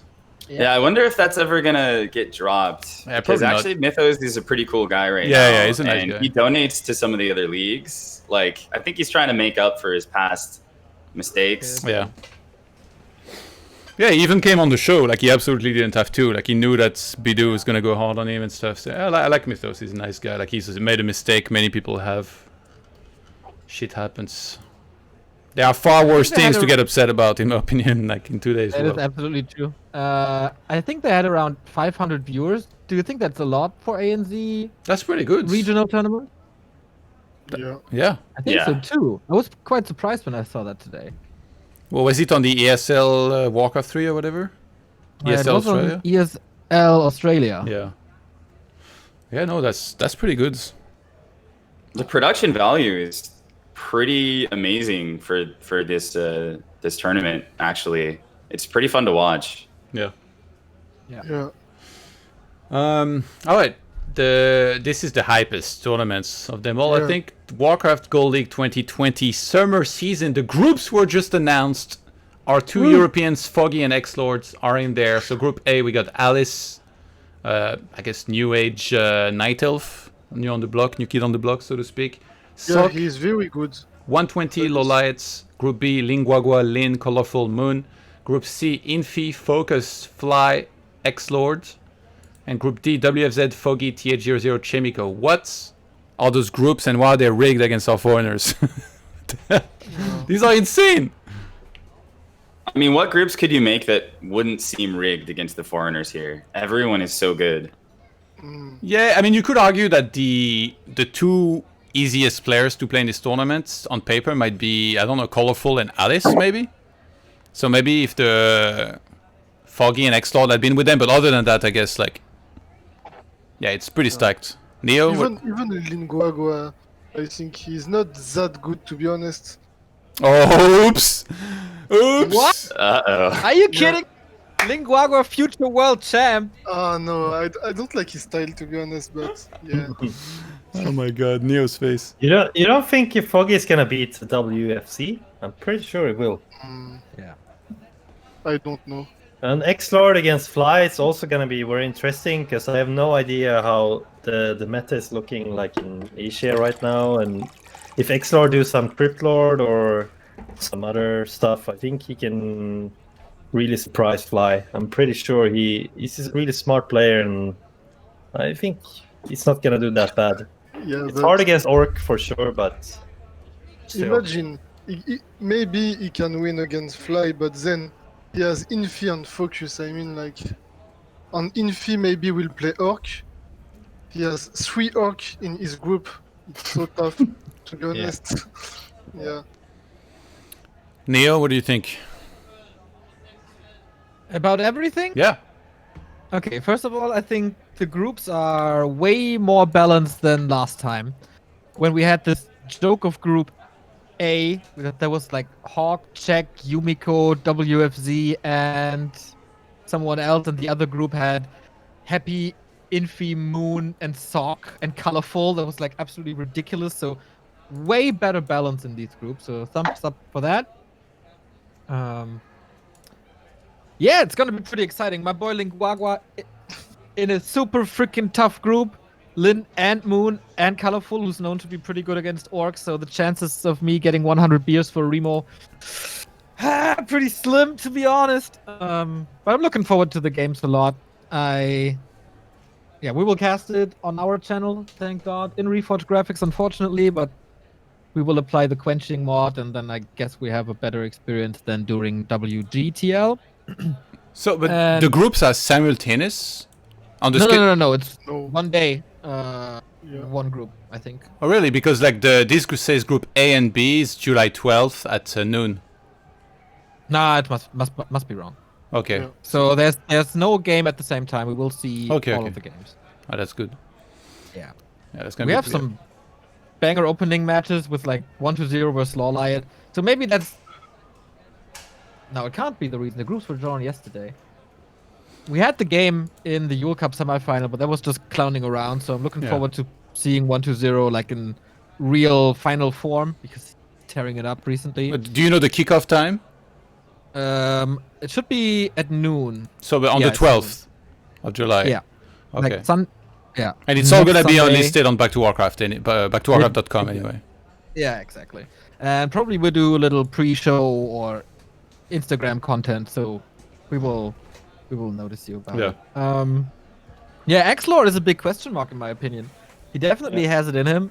I hope he can get used to the ping, and the ping is at least stable and not too spiky. That's a big thing. Yeah, Fly is not the Fly of 2 months ago, so he doesn't seem unbeatable. He just barely qualified for this. Focus is also not in tip-top shape, I would think. Like, he Yeah. was better last summer, for example. And Infi, yeah, okay, Infi is Infi. That's gonna be Yeah. hard. I think it's a pretty bad group for Xlord. Like his matchup against human is insane. I would have loved to see him against the top humans, but he's not getting any because Infi there is a good chance he's not even gonna go human against Xlord. Yeah. So Yeah. it's kinda, it leave a bad taste in my mouth when I see something like this. I'm like, we could have seen Xlord against, Chemico, TH, Sok, and now there's a good chance we're not even gonna see that. Maybe he advances and faces them though. That would be pretty sick. But yeah, it's one of the hardest groups for him, and Foggy also, like TH00, Chemico, WFZ. That's a very, very tough group. I think Foggy has more chance to be qualified. To be honest, he can win against human Yeah. and maybe against WFZ. And Foggy is for sure very well adjusted to the ping. He plays on Netis all the time, and he's well adjusted to the zoom. Because he plays on Netis so much. Like Xlord for sure, I don't think he plays that much on Netis, I could be wrong, but if you're not used to that zoom thing, it's different. And if you play without, it's for sure a handicap. So I'm still waiting for Blizzard to finally add it on Binets, because I think it would be better, but yeah. We'll talk about that later, I guess. Wiz, you wanted to talk about Alice, I think? Yeah, he is very, very good. He's new, but I saw some of his games, and it's promising. I feel like he can maybe qualify. Over 1-0 and Lawlight. Yeah, I think he can. To be honest, Sick. maybe he will surprise. Or against Sok, he can win for sure. But then, yeah, it's tough. 120 and Loliet are so good, but maybe. Who knows? Yeah, Alice is gonna take last. Anyway, I don't know, man. He eliminated Fortitude in Yeah. the wildcard qualifier. yeah.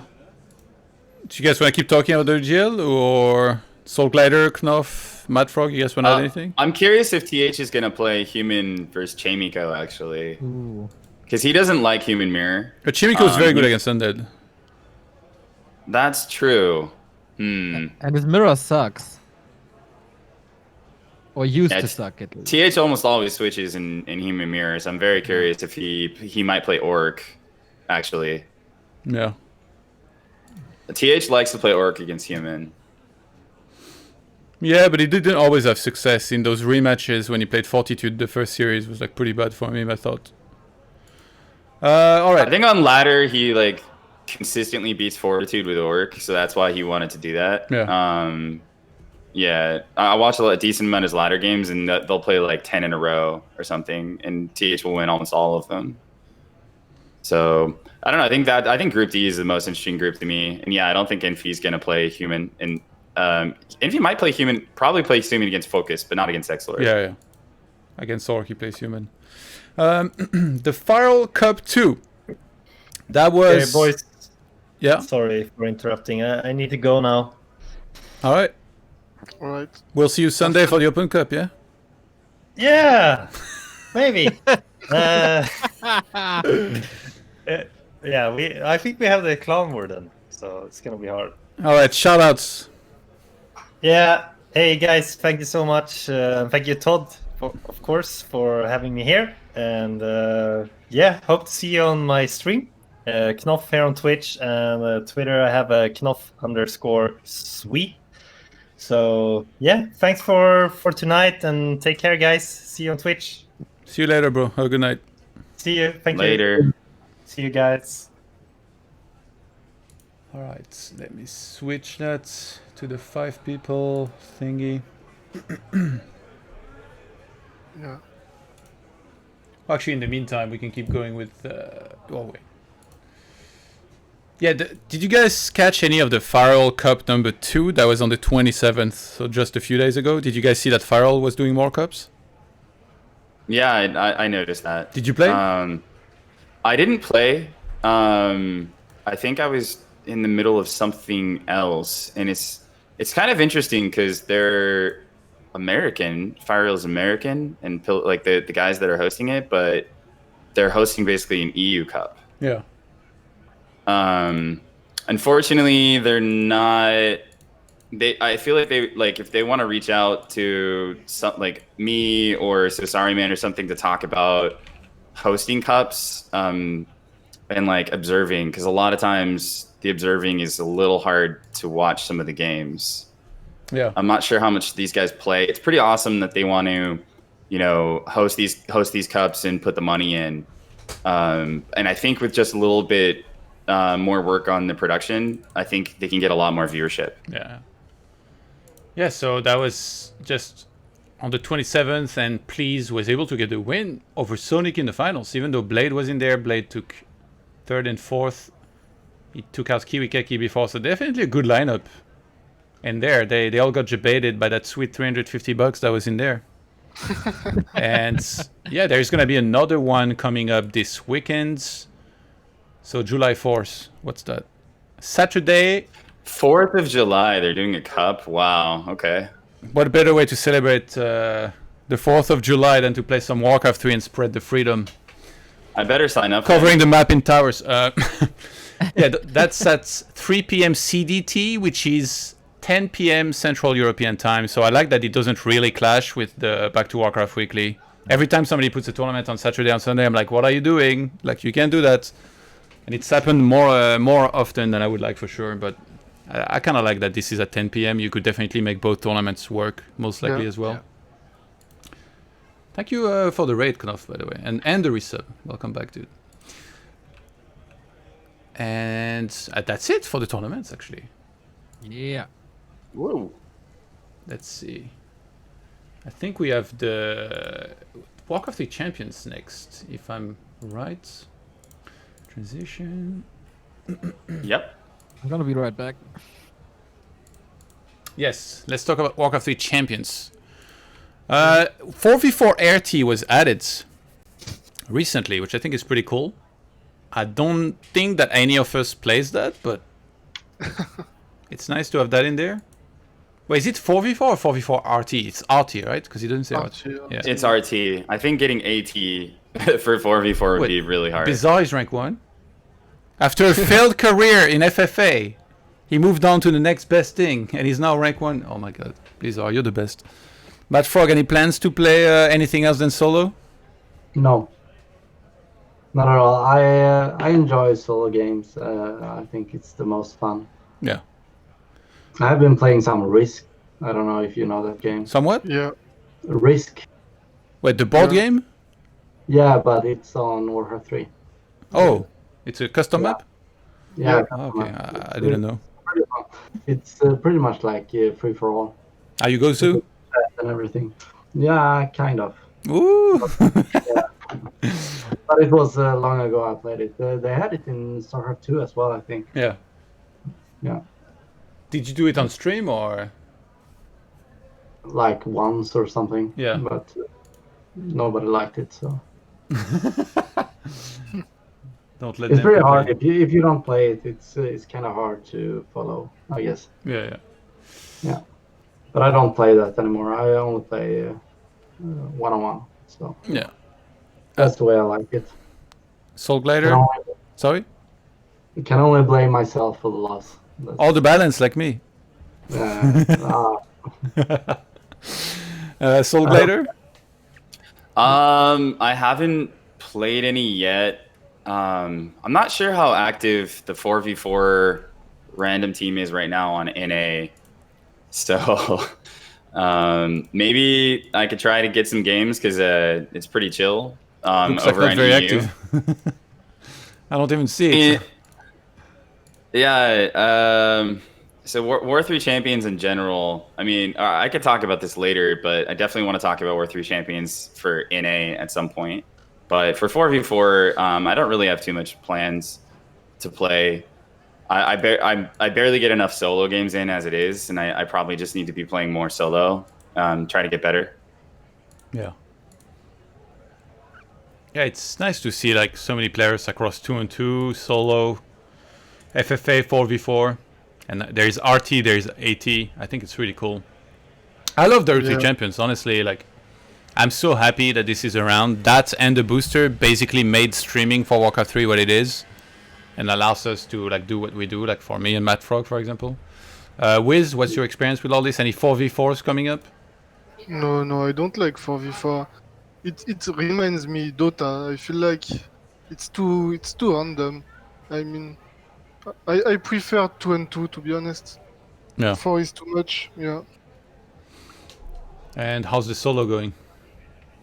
Not bad, but I feel like there is less and less player playing solo. Since now there is FFA on 2-on-2 and 4-on-4, Yeah. you know? So yeah, I don't know. Yeah, I don't know. Like, it definitely feels like there's been a wave of like having a little bit less people and stuff in solo now for some time. I'm not sure if that's actually the case. I don't know if we can see the exact numbers somewhere, but Neo, we're talking about WT champions, Right? Yeah, we can see here players per day. Yeah. So it's about the same, really. Yeah, 1500s. And then now these days it's being a little bit less. I don't know if it's still counting right now, for example, for today. Yeah. But yeah, But you know, in the past it was only solo, so yeah. Yeah. Yeah, the games per day and players per day is definitely going down a bit, but it's not like a super downwards trend necessarily. I like that there's more game modes. You know, we talk a little bit for some time about how maybe because there was FFA, there was less players in solo and stuff.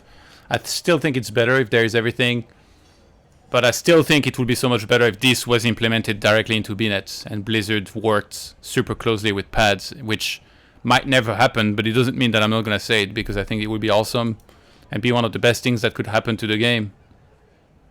Pad is kind of gone, isn't he? Yeah, I don't know exactly what's going on. He just said like he was not going to work on the WT champion or something for some time and leave it to other people and focus on the booster. It's really cool. Like, this could have been the end of W3 Champions, right? So, big shout out to the guys who carry on his legacy, so to speak, even though if he might just be back at one point. But what if he just left it in that state? It's not that easy to get replacement for his work. Yeah. And now they are releasing a lot of game modes, and they're still working on the homepage. And there's an update pretty much every 10 days or so, every 2 weeks. It's not that regular, but their communication is really good on Discord. I think they could improve their like social media aspect of things, like put it out on Twitter, work more with Reddit. But the Discord is really well done, and it feels like this project is in good hands, which is really important to see. Yeah. Yeah. Yeah, and I'm sure they will keep on totally. working on adding more stuff as well. And yeah, the page is just sick, really. Like, to be able to see exactly your match listing. You know, if anybody clicks on my profile, they'll see I won 3 games against Grubby last night. You know, it's like... I think it's pretty cool to have I the did exact... notice that. Because like sometimes I'm looking for inspiration in matchup, and like for example, I know that the Muslim's always streaming, so I'll just look at his profile, and then I see that he played these guys and he beat them, and I'm struggling against them, so then I'll watch his games, and then you can learn from that. I think that's really, really cool. So, but yeah, Happy needs to stop flooding Grandmaster with his Night Elf accounts. I don't know what is up with that. He has 3 accounts. That's ridiculous. Yeah. Yeah, I think that's, unless anybody wants to add something with... Yeah, I'm glad, to be honest, they saved the game. What's I it? feel like if there were no oh my god, W3 champion without this, the game would be dead. I think competitively. So yeah, they did a great job. So at the moment they're doing a survey, and they're asking about the public's opinion on different topics, and one of the topics is how important do you think that feature X would be? I definitely put host bots or custom hosting on one, and I Yeah. think everyone should.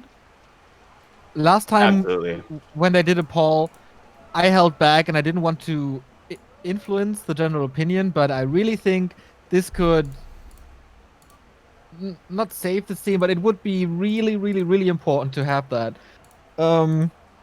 For show matches, for just fair conditions across our 3 scenes that we have. Like, let's exclude China, but South Korea, Europe, and North America.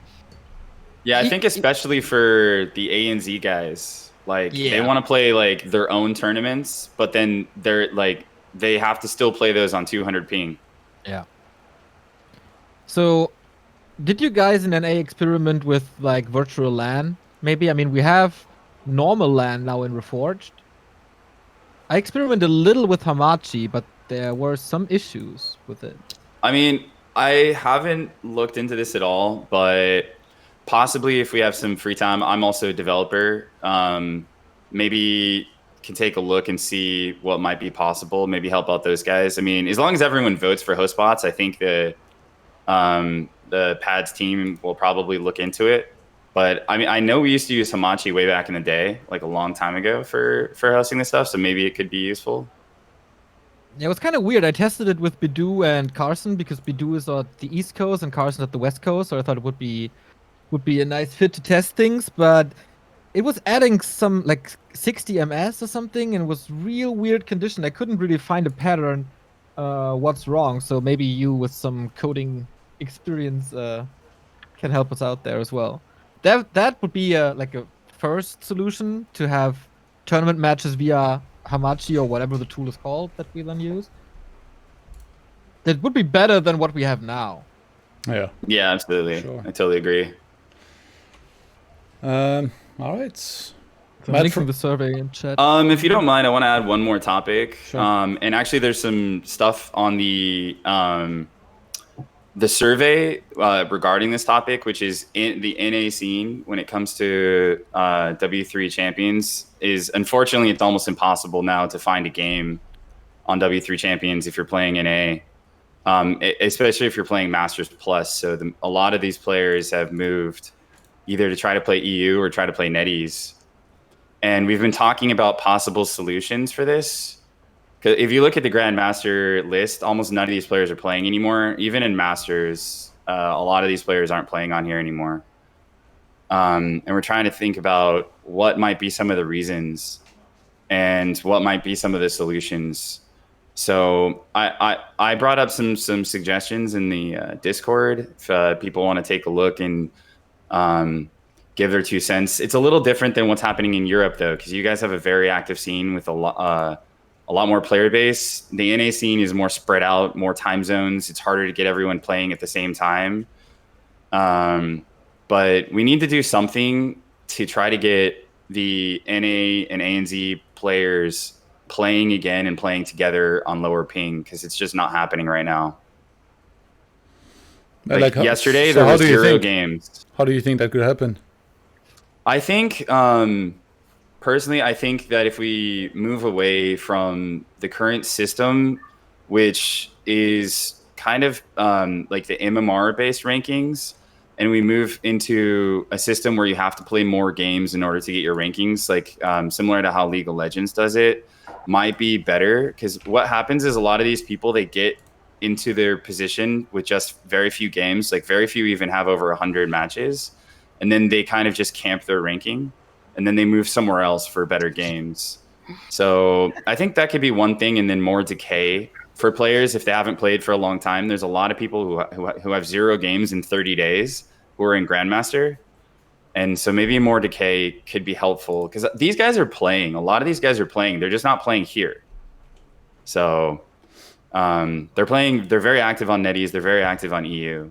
So I think if we just basically force them, kind of like how League of Legends or TFT does it, to where there's some kind of reset and then it's LP based ranking. That's my opinion, because those systems seem to work.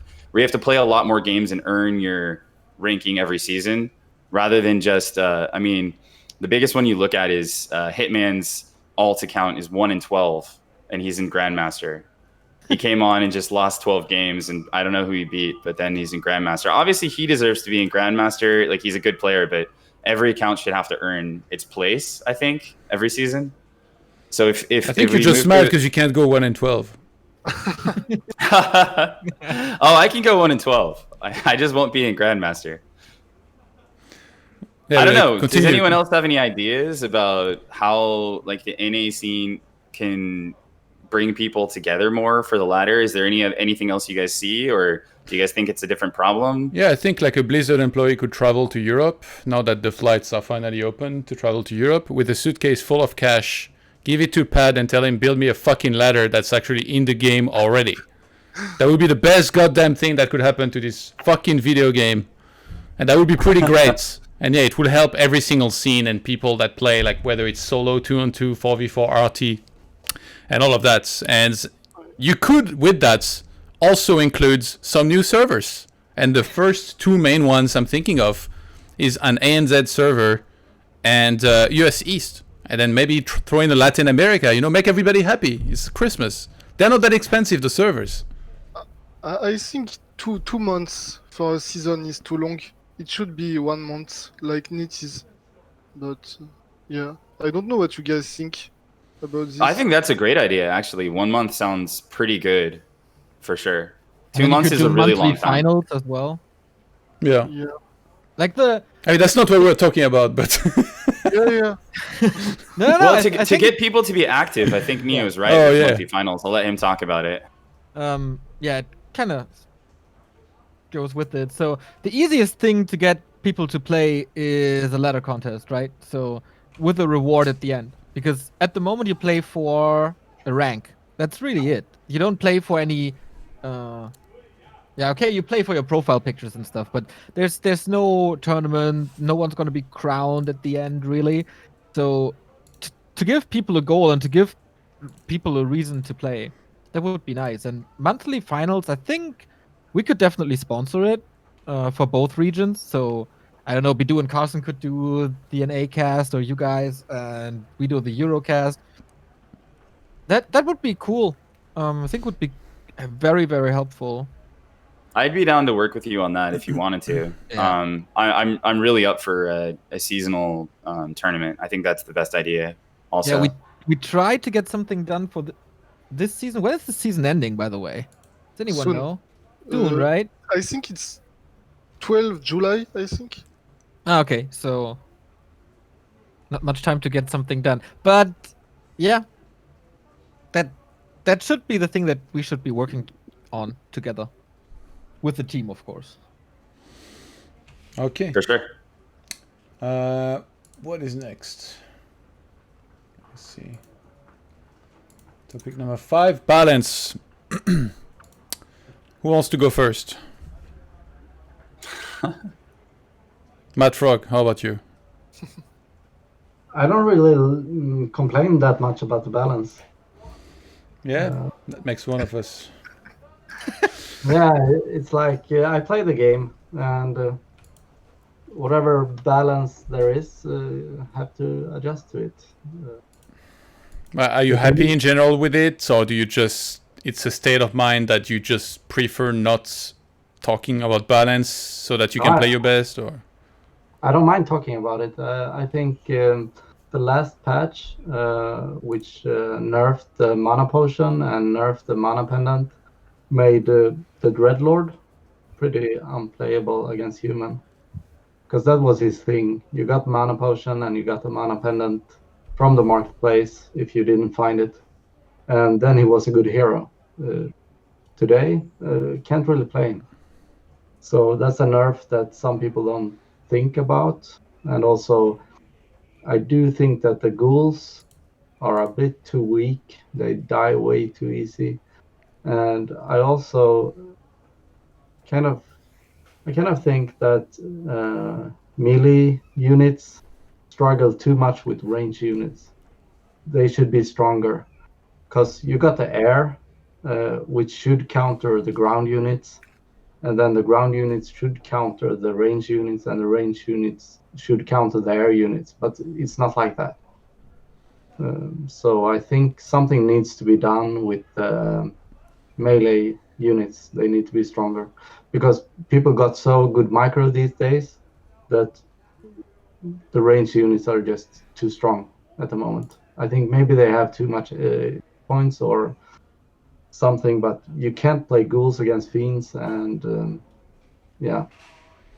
So what would you like to see change then? Something with the HP or something like that. So it makes the melee units stronger. I think it's the same. I'm not sure, but footmen versus like headhunters and footmen versus archers. The micro is just, it's too strong at the moment, so the melee units doesn't get any hits in. Even if you surprise him, he just backs off and you don't deal any damage. I don't know what you're talking about. My footmen feel nothing. They're in defend modes, just charging forward. Yeah. Now, do you have any idea, like maybe of like how to change goals, like anything, or in any way? There are a couple of different ways. You could give like half the upgrade on tier 2 and half the upgrade on tier 3, and also adding some hit points to them. Something like for that. frenzy, you mean? Yeah, for frenzy. The main thing I struggle with is undead versus undead. I wish that I could play ghouls there, but it's just too hard. Yeah. Yeah. So, like when you have a mirror match, then you should have something countering fiends, but there's nothing. Well, it's like that for every race, actually, but...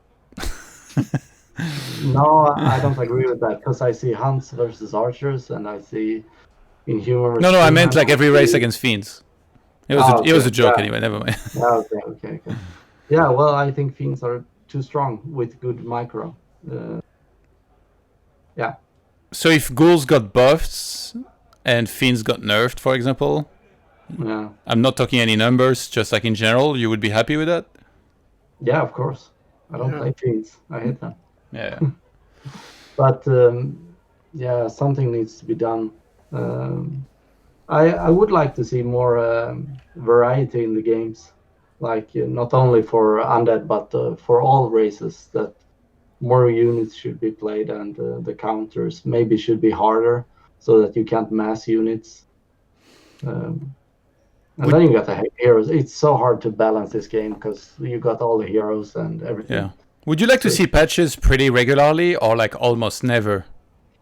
Yeah, that would be nice actually, if you had more patches and you change the meta a lot, because yeah, I would like that. And so what do you think of undead versus, in each matchup, orc, human, and night elf? So undead against all of these races, and can you give us a ranking of the races from strongest to worst? Well, I can only give my point of view, undead versus the other races, because I don't play the other races, and so I don't know about human versus orc and things like that. But the one I would say I struggle hardest with is orc at the moment, and then night elf used to be my easiest race, but I would have to put them as number 2 now. And then third is human.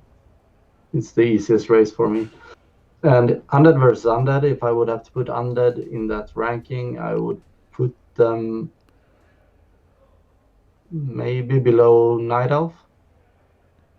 Wait, so in terms of how hard it is for me to beat a player. So I would say orc, night elf, undead, and then human for me. But I think it's also very individual. Some people. No, we have the same ranking. It's all right. Yeah. Who wants to go next? Soulglider. Okay. For me personally, I mean, it changes a lot because I feel like I'm getting better, week to week. So every week, which matchup is harder for me kind of changes.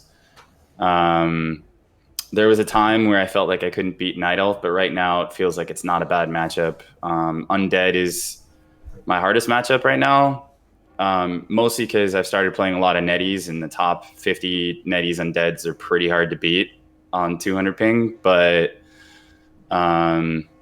second hardest is probably still Night Elf, and then Orc seems like it's an okay matchup, and then obviously human versus human is okay. I think the problem with playing against undead is it might have a lot more to do with the maps. It's not always easy to get an expansion off without losing a lot of peasants to Rod. And then when you lose like 5 or 6 peasants, it feels like the game's already over right there, because you're never going to get your tech in time. Getting an arcane tower up at that point is hard, and then the DK is very close to level 3. Maybe even hits level 3 after killing some footmen in those peasants. And then once that happens, your archmage is always within nuking range. So I've been having trouble dealing with that. Crypt Lord, I don't see it a lot on netties, so I can't really say much about it. Although I do see them go it on Terrainus Stand. And on TS, Crippler first, fast expansion seems very hard to stop for human. Even if you go straight over, you're not there in time to cancel the Ziggurat, and if the Frost Tower gets up, you pretty much have to try to play two base at that point, which can be difficult. I haven't personally seen the solution yet. So yeah, I don't know. I think those are the hardest matchups right now. I think I'm still learning the game, so I can't really talk too much about that. But in current tournaments, we've seen a lot of mixed results from players. I think mostly just human seems to have a little bit of hard time against the undead at the top level, and maybe this new Keeper Archer strat. The humans haven't quite figured out the best strategy against it. So rankings, though, I would say I still go with Night Elf is probably the strongest race at the very top. After that, I think last time I said human, but recently Infi and TH haven't had the absolute best results. But it really just depends. It could still be human because they have good matchups against Night Elf and Orc. But maybe Undead is second best, and then human and Night Elf are maybe tied. I mean, a human and an Orc maybe tied at third. Wiz? Yeah. Wake the fuck up! Yeah, I'm awake. But I was thinking, and I think the biggest problem is maps. To be honest, yeah. Maps are bad. Like Terenas, when you play against human as elf, you go Warden, he goes MK.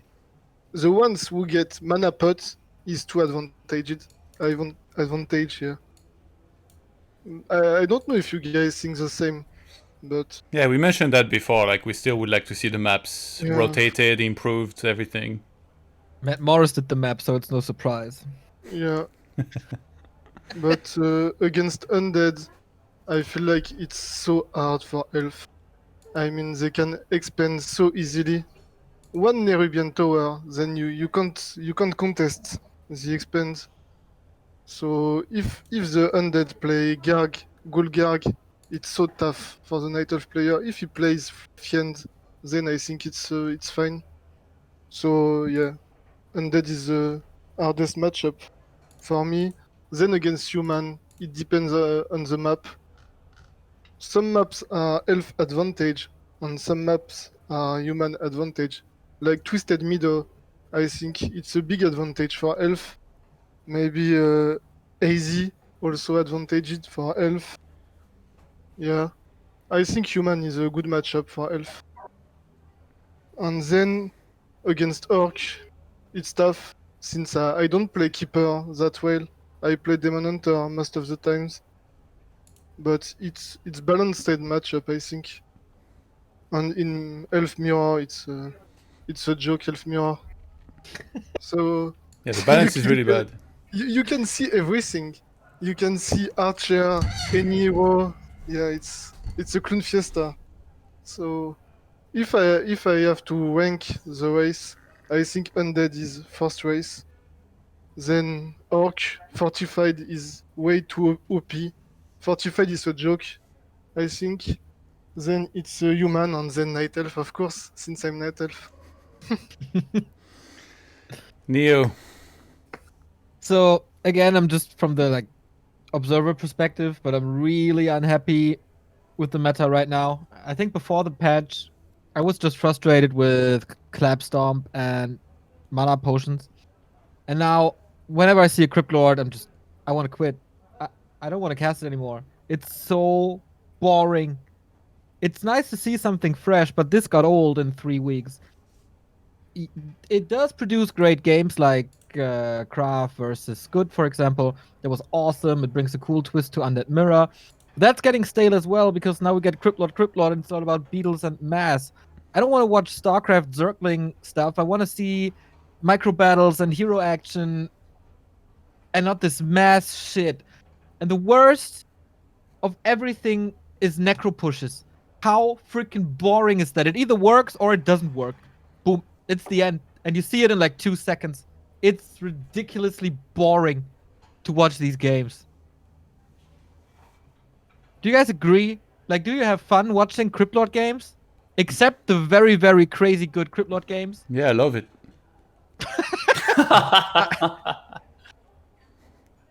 It's stupid. You get the expansion up, and then you creep up to level 4 in 30 seconds or something. Is that how it's supposed to be? I saw MaDFroG's post in chat recently that there's not much experience left for second and third hero, and that is a very good point. But I do think the Crypt Lord is so oppressive that it really doesn't matter. Because you can do so much with the beetles that the second and third hero are a nice addition, but not even a must-have. So, I love Undead.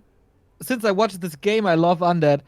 But I hate this playstyle with every single fiber I have in my body. It's ridiculous. I think you like the diversity of the Crypt Lord, but it's just the fact that it's so broken that basically we see it every game and it's just overwhelming everybody that you don't like because every game looks the same. It's a Crypt Lord, it's an Expo, and then a Necro push or some other BS, and then he just creeps super fast. He's just, in my opinion, too strong overall. But yeah, that's just me. But what this meta right now to me is more boring than the Keeper meta in 1.30. And what about the other matchups? I think Human versus Night Elf can be pretty cool because it's very map dependent. And we see a lot of Warden and we see a lot of Keeper, and it's very different, so I enjoy that. Orc versus Night Elf is also a little boring because it's a lot about mass hunts archers. It can go back and forth, and then that's pretty cool, but it always feels like Orc, on the very top level, is very desperate against the Night Elf very top level. I mean, Moon just lost 1 series in the past, 9 months or so against Night Elf. That shows you a lot, and for Lawlight, it's, I guess, kind of the same. And Undead versus Human is obviously a joke. It doesn't matter what you play. It's just a joke. I don't see how Human can survive tier 1 and 2. Anymore. You have to play better. You have to play better, yeah. I mean, yeah. I don't know. I'm really frustrated with this, and I don't see any change at the moment. And I don't see any change in the near future. Because there was a patch that just came out. Yeah, so the next patch is coming when? 3 months? 5? What was this patch? I didn't even put it in the list of topics because it's just what was fixed exactly? Fuck that patch. You know what? I had such a great day. It was my Monday off. I had a wonderful day. I watched France Against the World. I had a blast. I was in the greatest mood. And then I see my Battle.net launcher saying, oh, PTR update. I said, what the fuck? Oh, yeah, that's super exciting. And I watched this piece of shit changelog. Didn't they say, in the last developers note thingy, we got our priority straight? Didn't they say that in the first part of the text? So their priorities is like how often a piece of music plays at the end of the game. That's their priorities, all right? Great list you got there. This is ultra trash. And why do you even put it on PTR? What's the reason to put this on PTR? Yeah, I didn't even think it was gonna be like this. Feels like it should be just a patch that's not even listed anywhere. Like just make the change. Like the fuck you gonna test the music in the menu for on the PTR? Like, you think somebody's gonna log in? Oh, this is great. Like I'm so happy I installed the PTR. No. I mean, it's kind of cool that they find more reasons for these things, but this could just be a hotfix then. Yeah.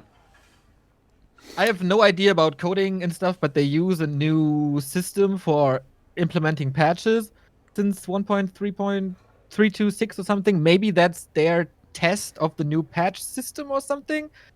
I don't know, but I see no reason to put this on a PTR. Who sits there in front of his computer, reads these patch notes, and goes, "Oh yeah, that is something I'm super interested and I care a lot about these things a lot. I have to go to the PTR where you have to wait 15 minutes for one game that you play on a fucking bad ping because it's US West." Hate this patch. I hate this patch. It ruined my Monday. It ruined my Tuesday. And now it's ruining my Thursday as well. Thank you, Blizzard. What about race ranking? I feel like it's hard to do a race ranking nowadays because at the top it seems like anybody can win, and like the Night Elves are doing really good. Like, Yeah. but like, do you have a ranking of races of like who's doing best right now necessarily new? I still think Night Elf is the best, then Undead, then Orc, then Human. But the top three are kind of close together, and Human is a little further down. Well, what about your own games? Because I tuned into the Creepjack or whatever, and you I don't know what you're talking and about. you were playing Florentin, and you were screaming 9-9. I don't really. You must be hallucinating or something. I was like, Do you have a video? Put this video on. dude, No, actually, no, I think I no, bookmarked no. it. Actually, I was like, No, I you did fucking this. idiot. I was like, this is the guy that kept talking about the 015 UMAD, right? Let's have a look. While I play him. Yeah, nice, embarrass me. I'm gonna work on a highlight of your games. No, I barely play the game myself, so. Human right now, I feel like against Orc, it's became really hard when they use like a lot of speed scroll and fortified and stomp. But these days, like somehow Infi and TH showed that a human can do really well against Orc, and not just by playing straight up. They did like a lot of very weird stuff. They skip sorceresses. They expanded at 50 supply. Like they do a lot of these super well executed things. So they kind of gave me hope again against Orc, but I still think it's not an easy matchup by all means. Maybe like Human is like slightly disadvantaged or something. Against Night Elf, I think Human does good in general, but only at the absolute top level. Does Night Elf does good against Human? It's really weird. Anywhere else than top level, Human is like doing well against Elf, but at the top level, like somehow Night Elves are winning. It's like Undead against Night Elf. Yeah. Yeah, the same. And Human against Undead, like this is... I mean, I have a hard time playing this game nowadays because of this matchup. It's just... Whether it's against Standard or against Creeplord, just everything feels way too difficult and it's depressing. And I feel like, I said it, everybody at the top level, like every top player that can break the balance, anybody can win. But these days, the Human are not winning anything at all anymore. Like even Infi and TH are getting crushed left and right in most of their games. Orc is maybe the only one matchup where they've done well, but against Undead and Elf they've been losing. So it's definitely making me lose hope a little bit, and I hope that the Creeplord gets fixed. I'm sorry, MaDFroG, you know, like you still got other heroes to fall back on, but Yeah, but if they fix like the other heroes, like so you don't have to play DK Fiends, because that's the problem with Undead, I think. yeah. That DK Fiends is too strong, so you can't play anything else. So if you buff the other units and you have different routes to go, and that you don't have to have the statue, that you can play without the statues, that would change a lot as well. So yeah, I think Creeplord is too strong. It's even too strong in Undead vs Undead, but still, I think the Fiends are the issue. But to me, at least, it's the most fun to see Fiend games. Like not for me. I hate it. Especially DK Fiends versus DK Fiends. It's Yeah, so okay, boring. that is quite boring indeed. But tr- um, try to cast a 40-minute Garg lame game. It's just you run out of words. It's just so boring to watch. Well, this rarely happens though, don't they? Nah, it's getting more, man. Unfortunately. Yeah. Yeah, I think the speed auras also, like, there's still so many things in this game that feels like they need to be changed. The high tier items, you know, you still can't find a really bad one. I love a lot of the improvements that they've made on items, but there still needs to be more. The fact that a ring +4 exists, like, it's so... I feel like it's so rare that you find a ring +4 and you're gonna be like... I guess if you have a TC or a Mountain King, maybe you're okay. But for almost everything else, you just like... That's gonna be a sell, and it's like kind of useless, and you don't even sell it for that much gold. The fact that you can drop an aura that you already have is seriously stupid. Like, it's the worst feeling in the world. Like, you not only drop something that could have been amazing, and instead it's like a whole lot of nothing, you're also gonna have to walk all the way to a shop to then sell it, which often can break the rhythm of the game. So I hope there's gonna be like more changes on the maps, on the items, and also on the most broken things in the game, namely Still, Clap, Stomp, Crypt Lords. Probably like this is the 3. I think like Fortifieds was not also like putting it on tier 2 is like so extreme. It's the same as making Ziggurats go from 1 armor to 5. Like, you could have just gone in between, you know? Like, you didn't have to go like to like 5, you know? Like, why not make it 12 where you're at it? Like, now it feels like one Ziggurat is unattackable. And it's the same thing with Orc. Like, so many Orcs are rushing Fortified and they're just unattackable. And then they take...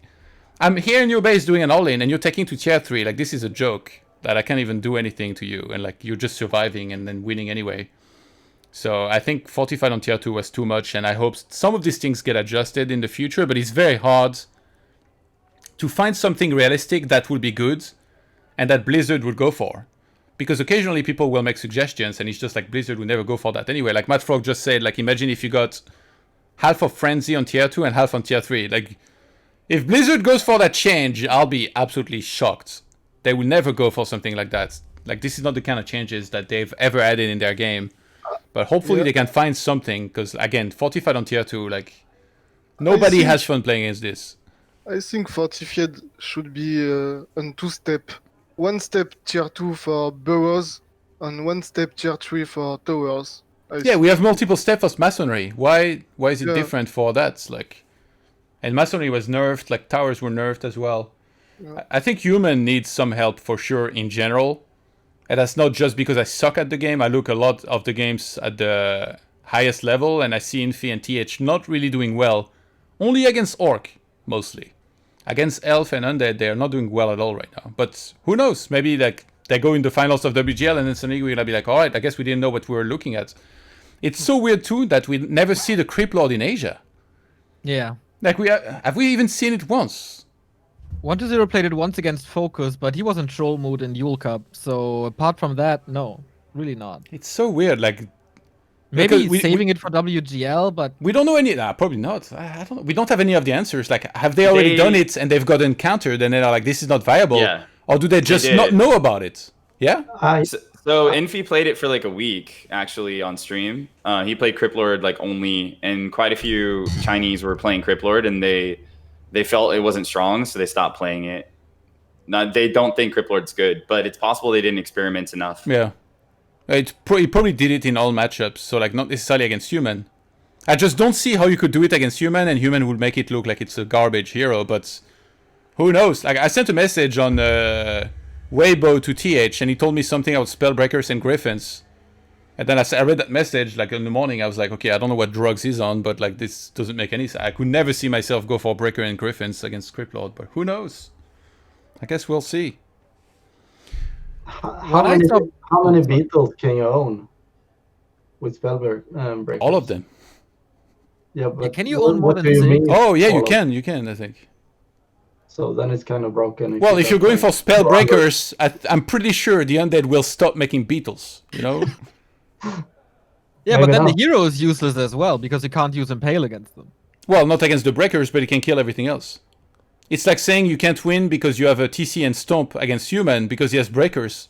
I mean, you can kill everything else, and then when the heroes are in the altar and the casters are all gone, then you deal with the breakers after that.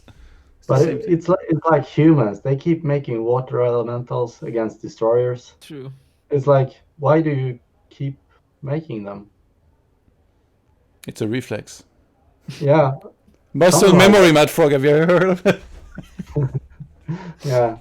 Yeah, I guess. But I do think that the Cryptlord is not that strong against Orc, and it doesn't work at all against Night Elf because of the Wisps. And versus human, I have been destroyed by some humans while playing Cryptlord.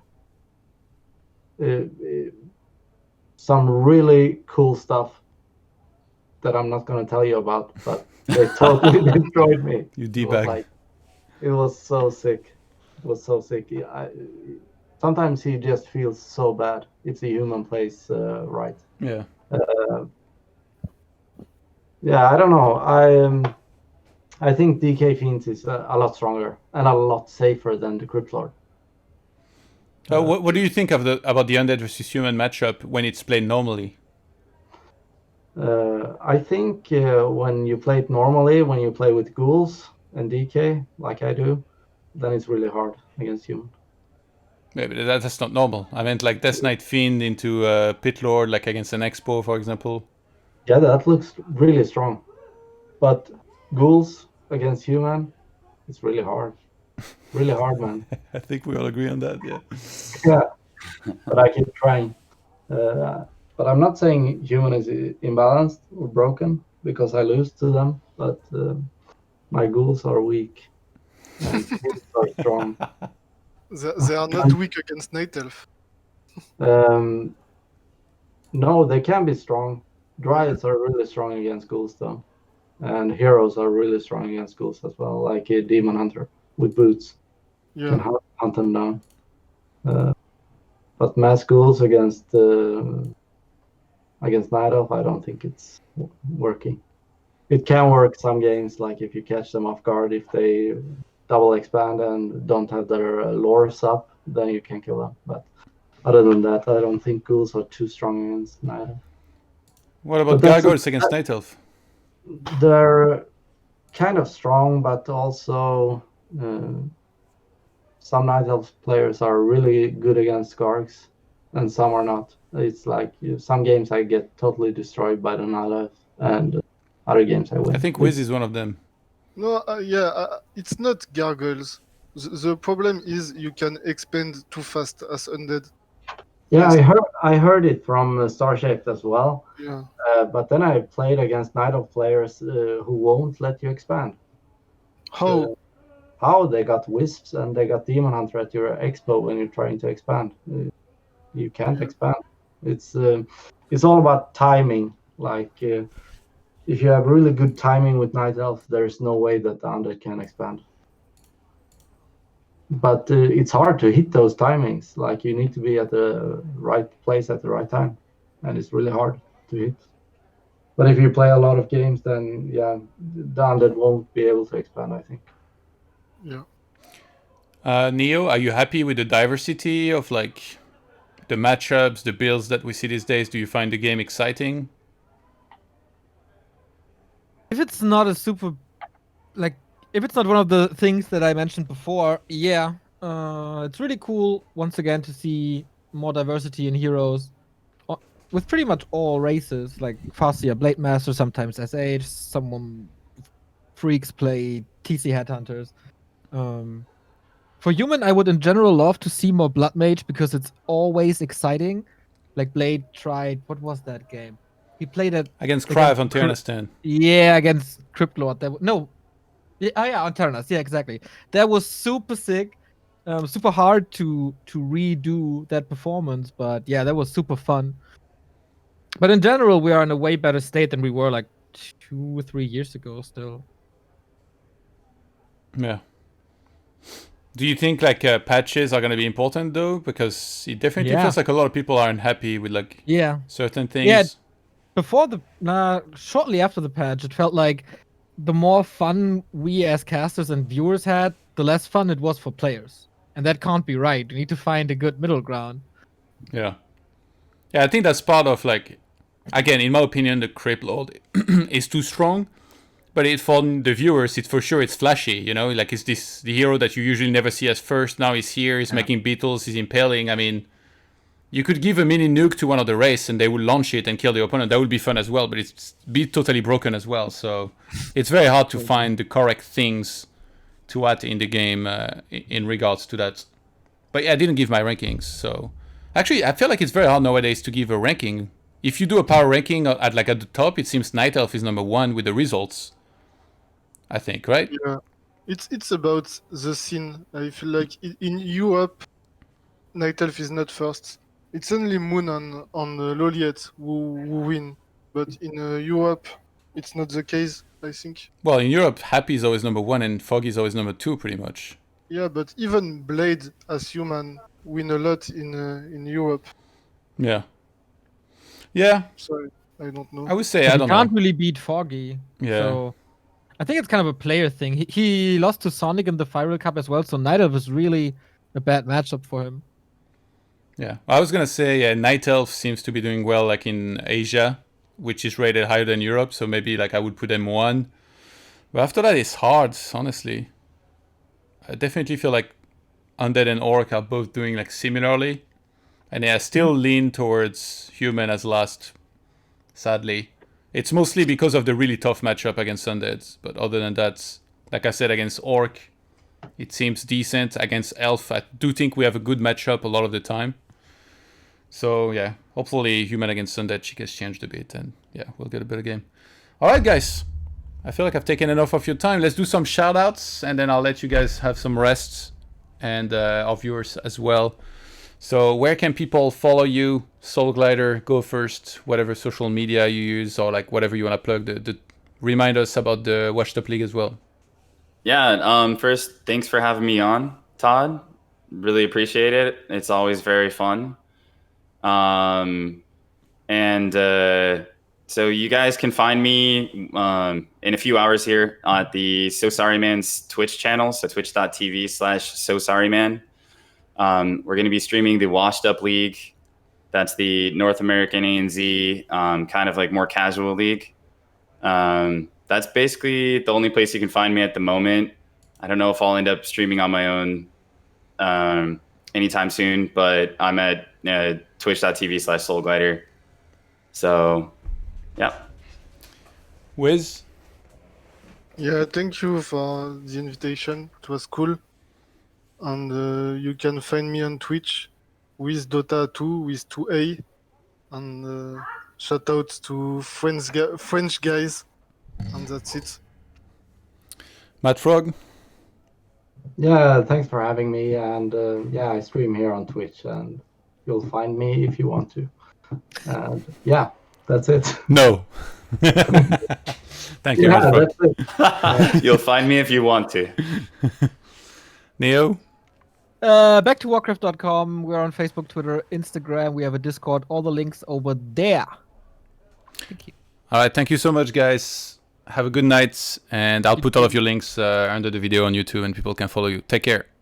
Bye-bye. Thanks a lot. Peace, guys.